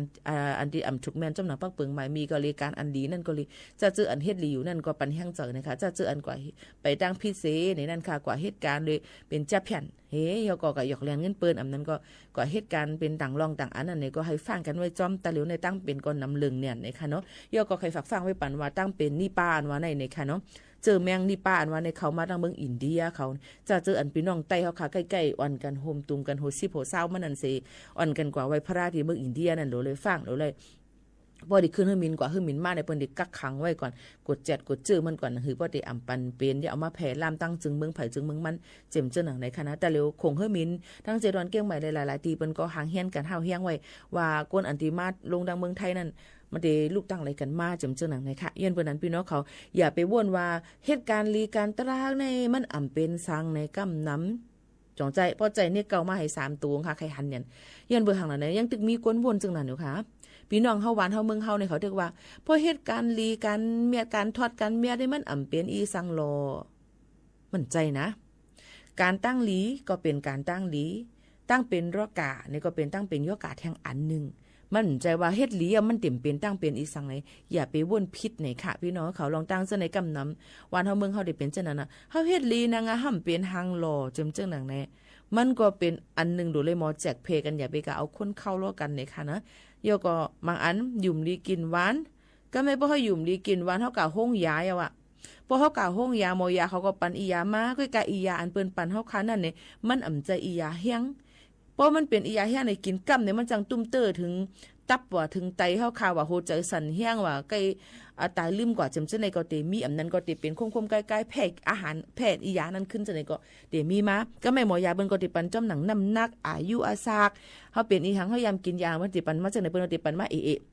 ฮียงมันบ่น้ำนั่นน่ะเนาะเพราะเฮากินมันเต็มหายกำเดียวค่ะหมอกให้บางอันตั้งเป็นบางอันมันก็เป็น 2-3 วันหายบางอันตั้งเป็นบางอันมันก็ได้เป็น 4-5 วันเป็นวง2วงจังได๋จ่องก็หาย14-15 วันจ่องก็หายก็ได้7 วันน่ะหายก็ไม่วนหังมาหังอ่ะกินยาห้องยากว่ามาห้องยาพลังก็กินแล้วมันหายเนี่ยเอาแต่เฮ็ดหื่นเนี่ยก็ไม่ก้นหิมเฮินมาพี่น้องวันออกวันเหนือวันไตวันจานมาเขาที่ลาดในเมื่อกว่าทั้งปุ่นหรอมันมีปุสลาทั้งปุ่นมายาบันคั่วเนื้อทั้งปุ่นมาเลยก็อ่อนเมื่อกว่าบ่หม่ำจังกว่าก็ดีฮอกล้ากับบันเมื่อซ้ำเป็นกว่าแรงป้ากว่าก็ไม่เผือกกว่าเนี่ยผู้ป้ากว่าเนี่ยก็เป็นก็ปันกินอียาให้นู่นนี่นั่นอีเนี่ยก็ไม่หายนะก็แม่เพิ่งมาว่าเรากินยาห้องยาหายกว่ากันนั้นหาย47-8ว่าแล้วมันก็ตานี้หายเอากว่ากันเนาะ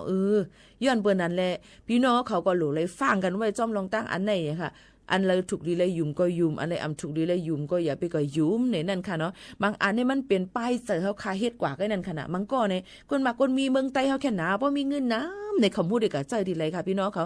มาปีน้องๆก็ยำมีอันก้นอันมักมีเนี่ยน้องอ่ะฮะดีกว่าเมืองสิงคโปร์ฮะดีกว่าเวทีเกี้ยงใหม่ให้กว่าเยอะก็ดีกว่ายากันเลยก่อมหายกับยามากูเตียยันกุงก็กว่ามันเลี้ยก็กว่าปกปลาก็กว่าก็เลยก็กว่ายามหายเดี๋ยวเมื่อยาดังมึงสิงตั้งปุ่นดังในก่อนให้ไหนคะเนาะเผื่อเปิ้นกว่ากะก็เลยมายาเก้งใหม่ก็หายกรุงเทพก็หายว่าพอดังตีมากำขึ้นกว่าทางตีว่าค่ะว่าได้โจกะไปกว่าทางตีหน้าในน้อยยิ่งโมขานนว่านั่นน่ะ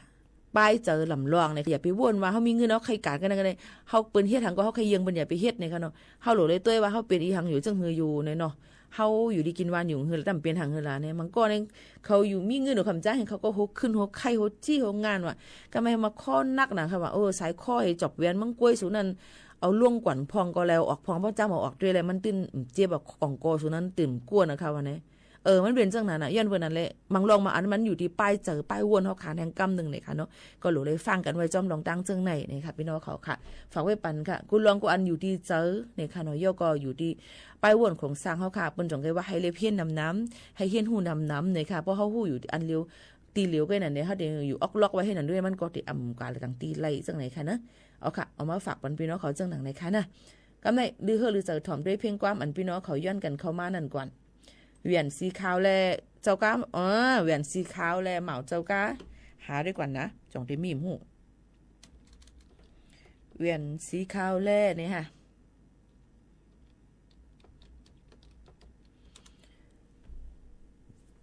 นั่นเนี่ยมันได้เป็นไผ่ห้องในนั่งคำเลี้ยงห้องไว้หลังใจแต่ว่าจะหาได้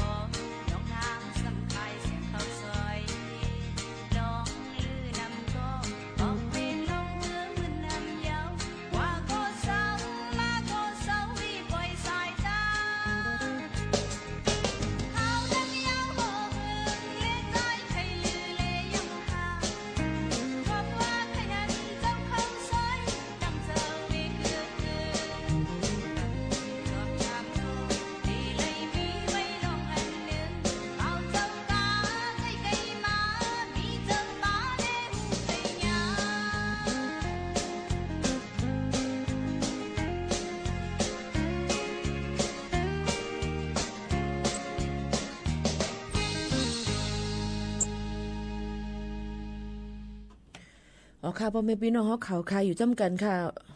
ยินจมจำกันดีพี่น้องเขาย้อนกันเข้ามาอยู่ก็อยู่เป็นอ้อยก้อยเซจำกันกว่าต่อพอถึงข้าวยามมาค่ะเพราะสุดเซ็งค่ะนะอยู่จำค่ะยิ่งหมู่เขานั่นค่ะอ้อไทยตียอบเลยโคกของอันเจ้าตื้ออันปอม200,000ปลายตีนั่งยิงมันก้อน1ค่ะเมื่อวันที่4เดือนธันวาคม2เฮงไป26นั่นจุ่มปริหันเงางุ่นเมืองไทย CIB เขาปืนเผาไว้ตียอบเลยโคกของเจ้าตื้ออันปอมมีไว้มีหมายจื่อเสียงใหญ่ตา200,000ปลายตีนั่งยิงมันก้อน1เจตอนสมุทรสาครเนี่ยค่ะอ๋อเจ้าหน้าที่เขาก็ลาดว่าเมื่อนั้นมีเจ้าของโคกุ่นอันเต้เขาตึงลาดมาว่าโคกุ่นเขานั่นเปิ้นข้อย่อมกะขันมันถูกแห้งหน้าไปมีอันเทียมเสียซื้อขายกัน1ออนไลน์นั่นค่ะนำกัดโคของซ้ำอ่ำเหมือนของเต้มันมีลองลักเฮ็ดอันปลอมนี่แหละจังเลยจอบจ้ำซับเซด้วยนั่นค่ะเนาะว่าเสียนั่นเอาลิกสั่งตีลุมตราปาตังปริหารภัยเพียวล่างลองเฮ็ดพิษปักเปิงหมายมีและภูมิปุนพรเขาเสไรกว่าตียอบเอานางยิ่งมันก็1อันมีชื่อว่ามิสแซงในค่ะตีอองตีเฮ็ดการมันนางในปอกนาที่เวงสมุทรสาครนั่นไหนค่ะสืบนั่นปามันนางกว่ากดทัดติยอพงซิมโคซิมอันขังโคไว้กูดองนั่นขนาดนอโคกอันกุ่นไว้นั่นก็ที่สมุทรสาครในนั้นได้ทั่วผันโคกของอันเจอตื้ออำว่าได้เป็นน้ำยาสายโหอำว่าได้เป็นน้ำยาอาบน้ำยาสีเขียวครีมตาผิวหนังเป็นมิกไม้อันมีชื่อเสียงใหญ่ในเมืองไทยมีคนส่งเจอนำเมืองหนังมิกไม้วัสลินดร.พงษ์เนี่ยค่ะ Head and Shoulder Clean and Clear ดร.เดนในนั่นค่ะยาสีเขียวนั่นขนาดเจียมเจอในเสห่มตั้งเสียงหมอก2ปักปลายในค่ะอ๋อมันนางก็ยอมเพราะว่ามันเป็นของมันนางเตตั้งผูมันก็เป็นเจ้าเขห่มกันกล้าขายโคของเจ้าหน้าที่เขาก็ที่ยอบเอามานั่งเสติเอาตั้งพิษอันว่าลอยเฮ็ดซิมไว้โคของอันป้อมมิกไม้เปิ้นอันต่างหมายผังไว้นั่นเจอตื้อจือเสียงเสข้อย่อมกะขันเปิ้นเฮ็ดหยอกแลนก้นซื้อเขาในนั้นค่ะก็นั้นถูกลีเลิกซื้อตีล้านอันยุ่มยำต้ำเจอในนั้นค่ะลองตั้งเจอในนั้นเฮาอ่ำฮู้เลยว่าอันเลออันเตอันป้อมเหี่ยวย่ำพองตาเหลวในค่ะเนาะเหี่ยวก็ก้นกล้าก้นขาย1ออนไลน์ในมันมีหน้าเสียงหน้าละหันไว้เฮ็ดจังไหนจังเฮ็ดเฮาจอมหาหยาบค่อยกะซึ่งหือก็ลิเปิ้นก็ตึ้นเต็มมีลองหลักฐานดอนดาได้สืบจอมเอาเขานั่นอยู่ในนั้นค่ะก็นั้นอย่ามังเกือว่าใจโคของกาขันถูกเย้ามันทำมีชื่อเสียงกาขันถูกเฮอันเปิ้นตำวางขายนั่นอย่าไปวนว่าจังนั้นในค่ะเนาะหรือเลยฟังกันไว้เต้ๆในนั้นค่ะโคของอันป้อมในมีนำเนี่ยในค่ะเนาะมื้อนางโชกุบุสึว่าอีหังอีชิงว่าเจมเจในวัสลินอันตาครีมวัสลินในเลยว่าเป็นมิกไม้อันนี้หมวกขนุนก็ใจเหมือนกันค่ะนะก้อยกาหรือเลือกซื้ออันที่มันถูกเมียนเดี๋ยวก็มีมิกไม้อันนี้มันแต่เหลือในมันปลอมเลยง่ายเนี่ยในค่ะเนาะหรือเลยไว้ฟังกันจอมอายมันว่าคลิปมันว่ามันก็ติแปลกปึงกันนิดอ่อนนึงนะคะลองตั้งเจอในใครฝากฟังไว้ปันกูก็เฮาเงืองไว้จ้อมในนั่นค่ะก็ออกมาฝากไว้ปันพี่น้องเขาเจ้าหนังไหนค่ะพี่น้องเขาค่ะอ๋อค่ะสืบเลือใจถอมด้วยเทียงเพ่งความอันพี่น้องเขาย้อนกันเข้ามาเทียงรู้ก่อนนะคะนะอันกาวักหาไรนั่นในค่ะนี่หมู่เขานุ่นก็เอามาเฮาพี่น้องเขาเลยยินถอมนั่นค่ะแหละเพราะว่าหามตั้นขึ้นเนี่ยก็ย้อนน้อมใหญ่นำคณะพี่น้องเขาย้อนเพราะว่าในตอนการเฮาขาดในก็ปีเจ้าเนี่ยค่ะตอนดาดีกว่าหามาอะไรนั่นเนี่ยก็มันตัวง่ายๆเลยนะ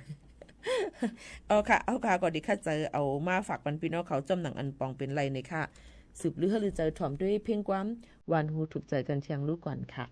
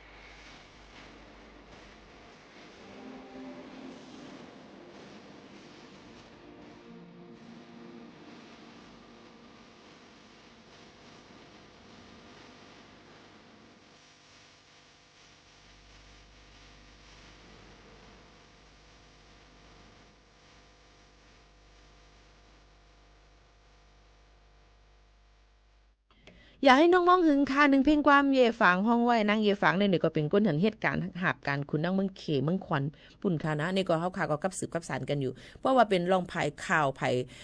ปืนเผาหลายรองหลายอันในเฮาค่ะเป็นในตรงวงใต้ในเฮาค่ะถึงกับสืบหากันนั่นขนาดน้อยพี่น้องเขาค่ะลองตั้งซึ่งไหนนั่นในค่ะเนาะก็เอามาฝากตอนถึงกันมันก็แท้ว่าใจที่เลียวกันให้จังนั้นจังไหนฮะเนี่ยมันเป็นอันเดียวกันเนี่ยค่ะก็การนาการเฮาค่ะเหมือนกันเดี๋ยวก็อองตีเฮาค่ะมันได้แปลกเปิ้นกันอีจังไหนก็ใกล้ๆเป็นอะไรอยู่นั่นขนาดเนาะพี่น้องเขาอันนี้ก็เอามาฝากปันพี่น้องเขาให้ปองใจกันว่า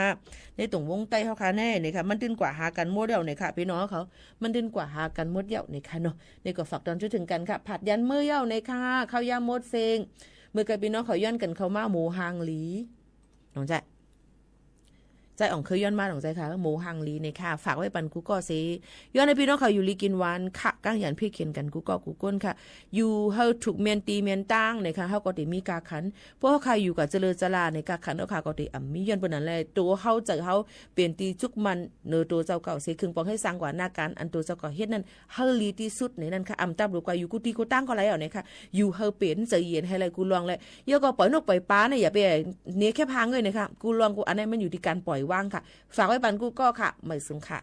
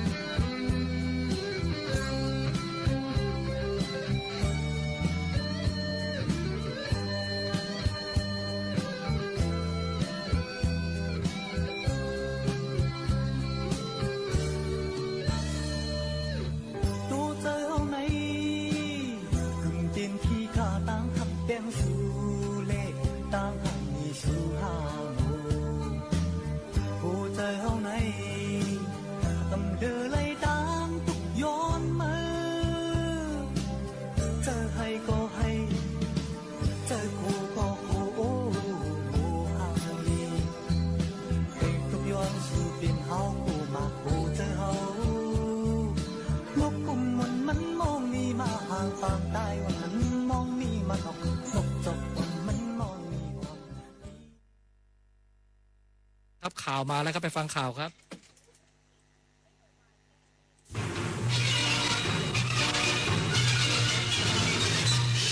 สถานีวิทยุกระจายเสียงแห่งประเทศไทยและเครือข่ายทั่วประเทศเสนอข่าวต้นชั่วโมงรู้เร็วรู้จริงเกาะติดทุกสถานการณ์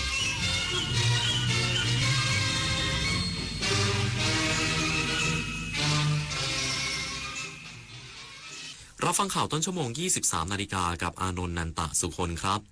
กระทรวงการพัฒนาสังคมและความมั่นคงของมนุษย์เร่งแก้ไขปัญหาคนเร่ร่อนขอทานสู่การฟื้นฟูร่างกายและจิตใจ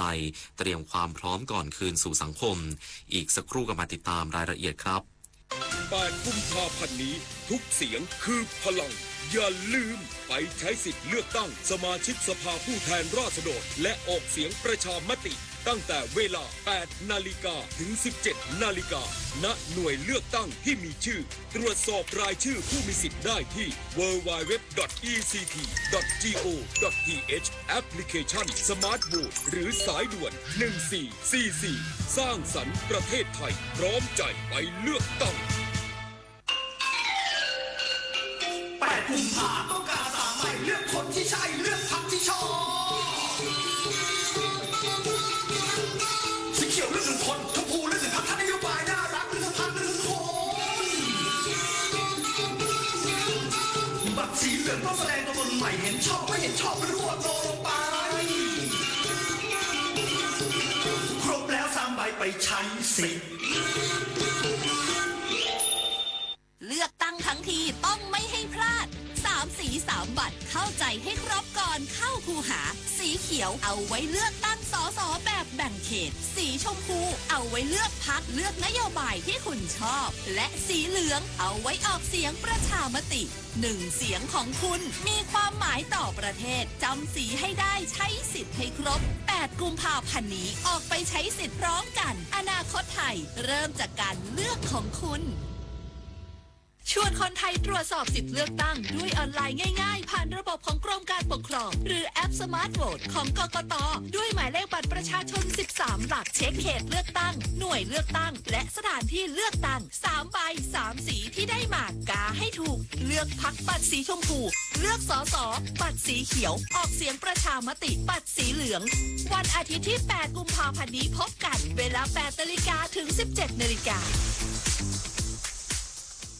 กระทรวงการพัฒนาสังคมและความมั่นคงของมนุษย์บูรณาการท้องถิ่นแก้ปัญหาคนเร่ร่อนขอทานนครรังสิตเดินหน้า MOU คุ้มครองกลุ่มเปราะบางอย่างเป็นรูปธรรมนายกองตรีธนกิจจิตอารีรัตน์เลขานุการรัฐมนตรีว่าการกระทรวงการพัฒนาสังคมและความมั่นคงของมนุษย์ประชุมร่วมกับกรมพัฒนาสังคมและสวัสดิการถึงแนวทางแก้ปัญหาคนเร่ร่อนและคนขอทานในพื้นที่รังสิตจังหวัดปทุมธานีเพื่อขับเคลื่อนการดำเนินงานตามบันทึกข้อตกลงความร่วมมือหรือ MOU ว่าด้วยการพัฒนาระบบคุ้มครองคนไร้ที่พึ่งและคนขอทานในชุมชนโดยเน้นกระบวนการสืบเสาะคัดกรองและคุ้มครองสวัสดิภาพเพื่อให้ความช่วยเหลือสอดคล้องกับสภาพปัญหาเฉพาะรายอย่างเหมาะสมครอบคลุมทั้งการตรวจสอบสิทธิ์และสถานะทางทะเบียนราษฎรการนำส่งเข้าสู่สถานคุ้มครองฟื้นฟูร่างกายและจิตใจการฝึกอาชีพและเตรียมความพร้อมกลับคืนสู่สังคมตลอดจนการบังคับใช้กฎหมายตามพระราชบัญญัติควบคุมการขอทานพุทธศักราช 2559 ควบคู่กับการรณรงค์ขอความร่วมมือประชาชนงดให้ทานเพื่อตัดวงจรการขอทานและลดการกลับมาขอทานซ้ำนิตยาคุณสิมรายงานกรมท่าอากาศยานทดลองเปิดใช้อาคารที่พักผู้โดยสารหลังใหม่สนามบินบุรีรัมย์เตรียมพร้อมรับโมโต GP 2026 สนับสนุนจังหวัดบุรีรัมย์สู่ศูนย์กลางสปอร์ตทัวริซึมนายดนัยเรืองสอนอธิบดีกรมท่าอากาศยานเปิดเผยว่า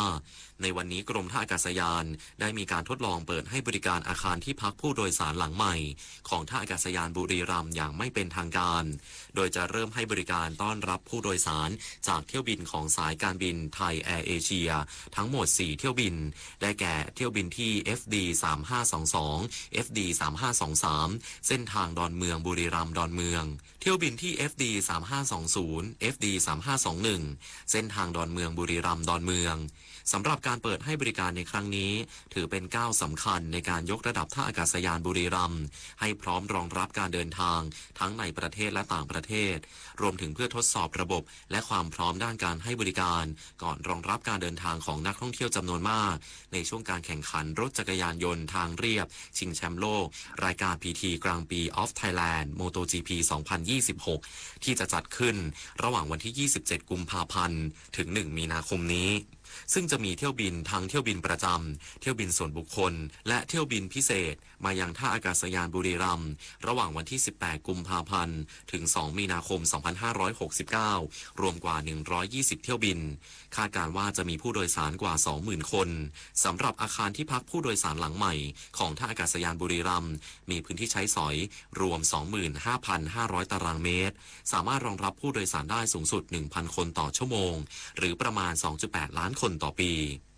สำนักงานศุลกากรท่าเรือกรุงเทพสกัดกั้นการลักลอบส่งออกกัญชาไปยังประเทศเยอรมนี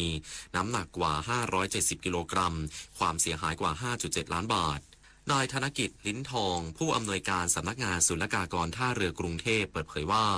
สำนักงานศุลกากรท่าเรือกรุงเทพกรมศุลกากรสามารถสกัดกั้นการลักลอบส่งออกกัญชา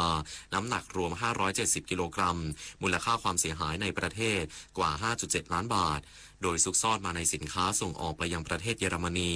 ซึ่งหากหลุดรอดไปถึงประเทศปลายทางอาจมีมูลค่าสูงถึงประมาณ 7,000 ยูโรต่อกิโลกรัมหรือคิดเป็นเงินไทยราว150 ล้านบาทโดยการกระทำดังกล่าวเข้าข่ายเป็นความผิดฐานพยายามส่งของที่ผ่านหรือกำลังผ่านพิธีการศุลกากรออกไปนอกราชอาณาจักรโดยสำแดงชนิดปริมาณน้ำหนักและประเภทพิกัดอัตราศุลกากรเป็นเท็จเพื่อหลีกเลี่ยงข้อจำกัด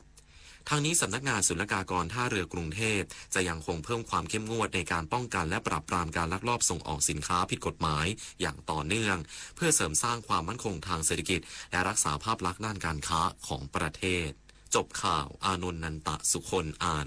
รับฟังข่าวครั้งต่อไปเวลา 6 นาฬิกาติดตามข่าวที่นำเสนอไปแล้วได้ที่ www.thainews.prd.go.th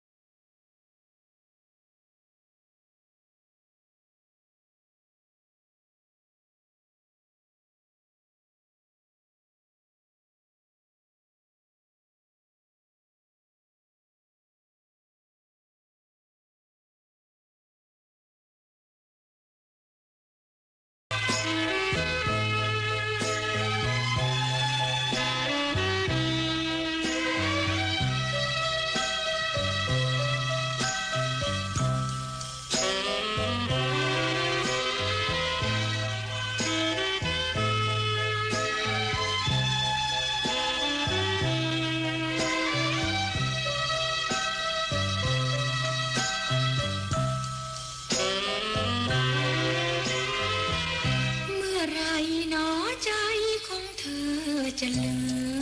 อเพียงใจเดียวและมีรักเดียวคนเดียวเพียงฉันนี้เท่านั้นจะขอมอบใจให้เธอไว้ครองให้ใจเราสองประคองรักมันหากถึงวันนั้นเธอมีใจเดียว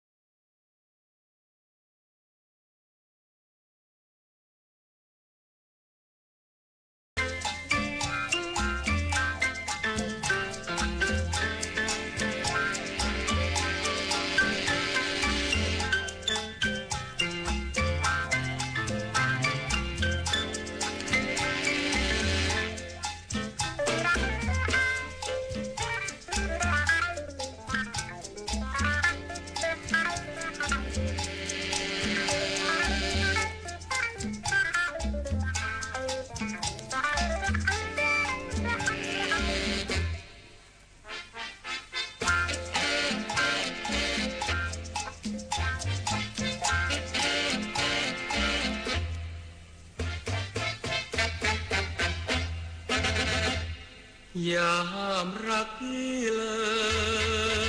ยยังไม่เคยรักใครมารักเธอหมดสวงสุดห่วงหัวใจรักลวงเมื่อไรโปรดได้ปราณียามรักพี่เลยยังไม่เคยรู้นี่ความรักเป็นอย่างไรใครลองรักสักทีรักน้องคนดีให้เปรียบมาลีริมทางยามรักพี่เลยไม่คิดจะเชยชมเล่นให้น้องทุกประเด็นไม่รักเล่นซ่อนเร้นอำพรางพี่รักน้องจริงใจถ้าน้องจะให้ทุกอย่างที่จะว่ากับน้องนางให้เชื่อใจยามรักพี่เลยขอเพียงได้เชยชิดใกล้ไม่รักแล้วแรมราอย่ากลัวน้ำตาตกในรักที่มีเท่าไรมอบให้น้องคนเดียวยามรักพี่เลยยามรักพี่เลย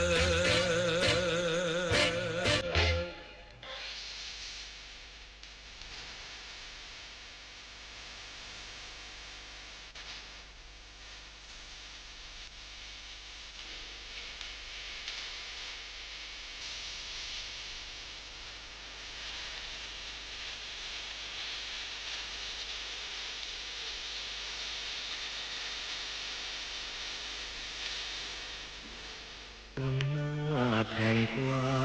มคิดถึงฟ้าเรืองให้คอยกันหนึ่งรำหาแม้เพียงวันเดียวไม่เห็นหน้าพาร้อนรนเฝ้ากังวลหั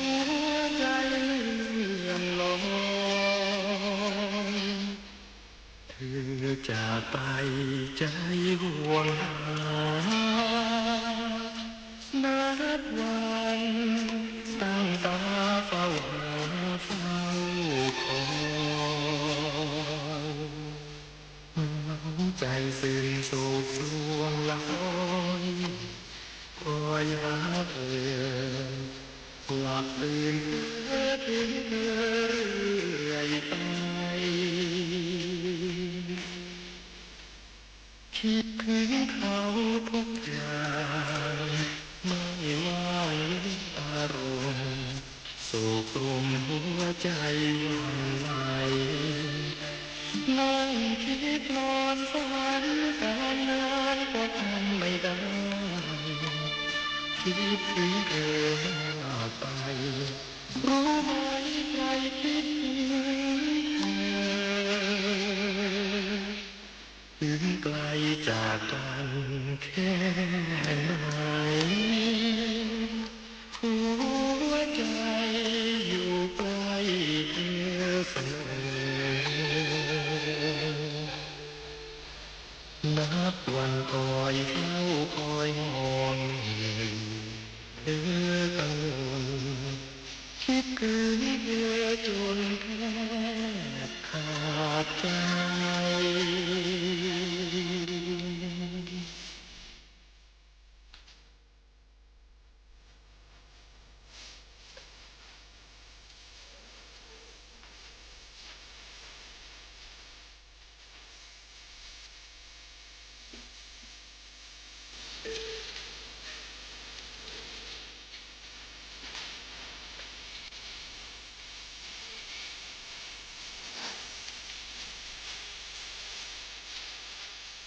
ถึงไกลจากกันแค่ไหนหัวใจอยู่ใกล้เธอเสมอนับวันคอยเฝ้าคอยห่วงเธอกังวลคิดถึงเธอจนแทบขาดใจ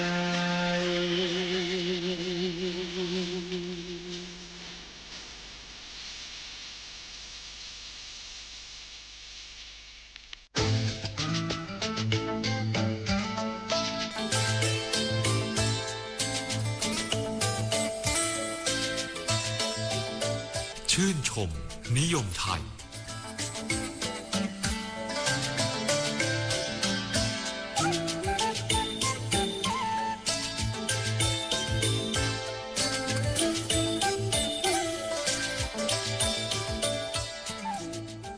ท่านผู้ฟังคะกรุงเทพมหานครนั้นมีแม่น้ำเจ้าพระยาไหลผ่านจึงถูกแบ่งออกเป็นสองฝั่งแม่น้ำเรียกว่าฝั่งพระนครและฝั่งธนบุรีค่ะ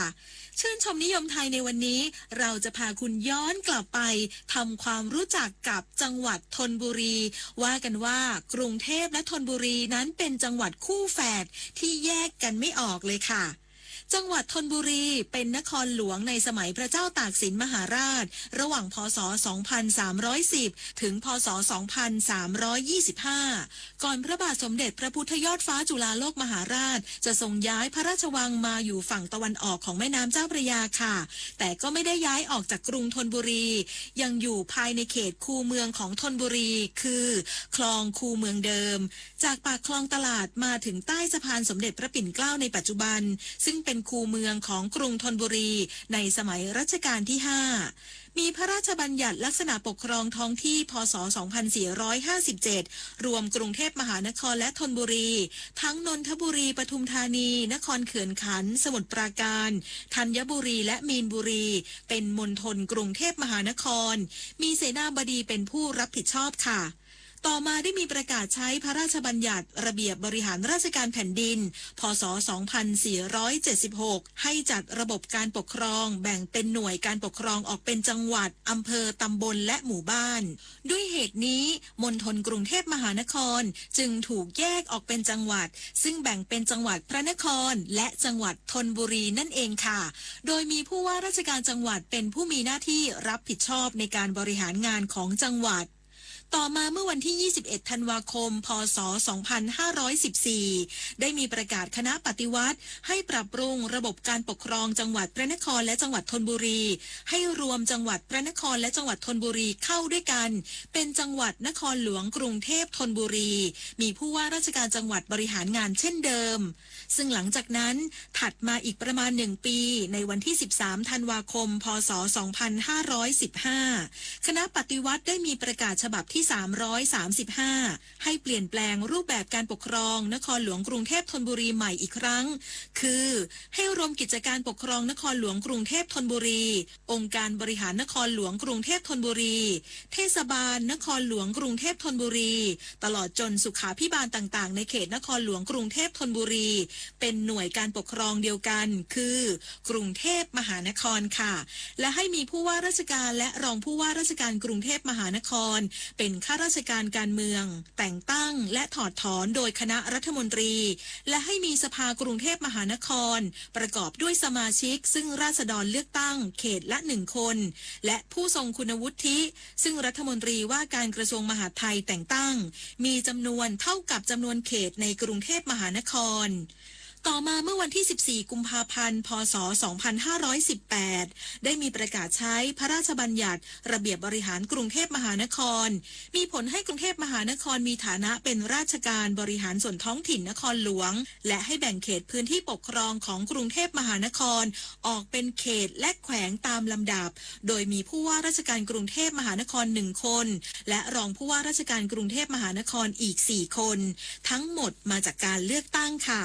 และให้มีสมาชิกสภากรุงเทพมหานครมาจากการเลือกตั้งของประชาชนในเขตปกครองเขตละ1คนถ้าเขตใดมีประชาชนเกิน 150,000 คนสามารถเลือกจำนวนสมาชิกสภากรุงเทพมหานครเพิ่มได้อีก1คนค่ะจนกระทั่งเมื่อวันที่ 20 สิงหาคม 2528 ได้มีประกาศใช้พระราชบัญญัติระเบียบบริหารกรุงเทพมหานคร พ.ศ. 2528กำหนดการบริหารกรุงเทพมหานครให้เลือกผู้ว่าราชการกรุงเทพมหานครเพียงคนเดียวส่วนรองผู้ว่าราชการกรุงเทพมหานครอีก4คนให้ผู้ว่าราชการกรุงเทพมหานครเป็นคนแต่งตั้งนอกจากนี้ยังมีบทบัญญัติเกี่ยวกับสภาเขตที่ประชาชนเลือกตั้งเข้ามาเป็นตัวแทนสอดส่องดูแลการดำเนินงานของเขตเพื่อให้เกิดประโยชน์แก่ประชาชนอย่างน้อยเขตละ7คนค่ะซึ่งก็คือระบบการบริหารกรุงเทพมหานครในปัจจุบันนั่นเองค่ะ ชื่นชมนิยมไทยในสัปดาห์นี้หมดเวลาลงแล้วนะคะดิฉันคณิษฐายิ้มดีขอลาท่านผู้ฟังไปก่อนกลับมาพบกันใหม่ในสัปดาห์หน้าวันนี้สวัสดีค่ะติดตามรับฟังรายการชื่นชมนิยมไทยได้เป็นประจำทุกวันจันทร์ทางสถานีวิทยุกระจายเสียงแห่งประเทศไทยกรมประชาสัมพันธ์ FM 92.5 เมกะเฮิรตซ์